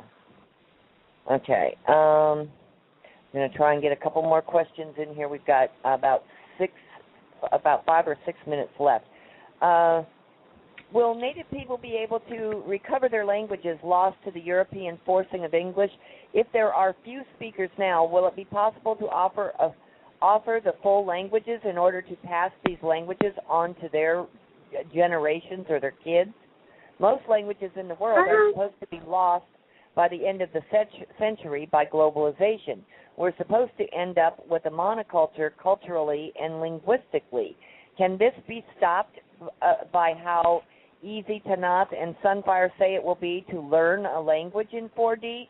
And will diversity in languages rebound like the hope biologic diversity will? English has been so horribly destructive. I hope the ability to learn languages quickly can also reverse the damage and help support those cultures that were damaged in losing their languages. Yeah, recall all this supposed to be stuff. Listen up, everybody, my phone's going dead. Yeah, and the languages, every language that has ever been in existence on this planet is fully preserved. Every, the history of every race, every group of people that have been on this planet has been documented by the Federation. One of the quote-unquote lost ancient languages. Yeah? Yeah. Drake's phone's about to go dead. Drake, are you still with us? Okay. Drake? Yeah, so far. Drake? It ain't going to last but about 5 minutes, so I'll talk to you guys next time around. How's that? We've got 5 minutes left, Drake. So, I don't know it'll last very long. I'll see you next time around. All right. Talk to you later, Drake. Okay. Thank you so much. Thanks, Drake. I was going to say one of the languages that was considered a lost language here on Terra, Sanskrit, is the business language of multiple different races between the Andromeda Galaxy and the Milky Way. So, I mean, that language is still in existence and is very commonly used. Yep. And I get a kick out of it whenever anyone writes me namaste or stuff like that. Mm-hmm. For one thing, unless you're actually from that cultural group, it really doesn't mean much. You're just appropriating. Sorry. Uh-huh. Okay. Well, I apologize for interrupting you. I just heard Drake say, excuse me, my phone's about to go dead, so I just wanted to see, before it went dead, I wanted to see if he had something he had to get in. Okay. I think we're going to stop there because we've got about four minutes left, ladies. And I want to thank you for staying an hour of overtime. We've been on for 4 hours now, going on 4 hours. So I want to thank you and hope we see you. And I forwarded the questions to Sunfire, so maybe we can kind of combine questions, and they'll be a little bit more prepared to answer. Not that you haven't been prepared, just maybe we can expedite the question and answer period a little bit. Yeah, I'll try to organize it a little better and prune the repeated questions. Okay, I will let you know that we left off on the top of page 15 of questions. Okay, great. Thank you. Okay. All right, dear. And thank you very much for being with us this evening. Thanks you to all of our audience for your very intelligent questions. And thank you. Please listen to the previous programs and listen back to this one in the archives. And we will do our very, very best to answer all of your questions. And I'm sorry that so many of your questions are going to have to wait till next week. But phenomenal. Great job, everybody, on wonderful questions. So we'll see you next time. Thank you again, Tanaath and Sunfire. Thank you. See you next time. See you next week. Okay, good night. Forward moving and focused on freedom, this has been the Universal Voice Radio Network special Wednesday presentation with Tanaath and Sunfire with Drake. See you next week, everybody. See you next week. Bye. Thanks, Tanaath.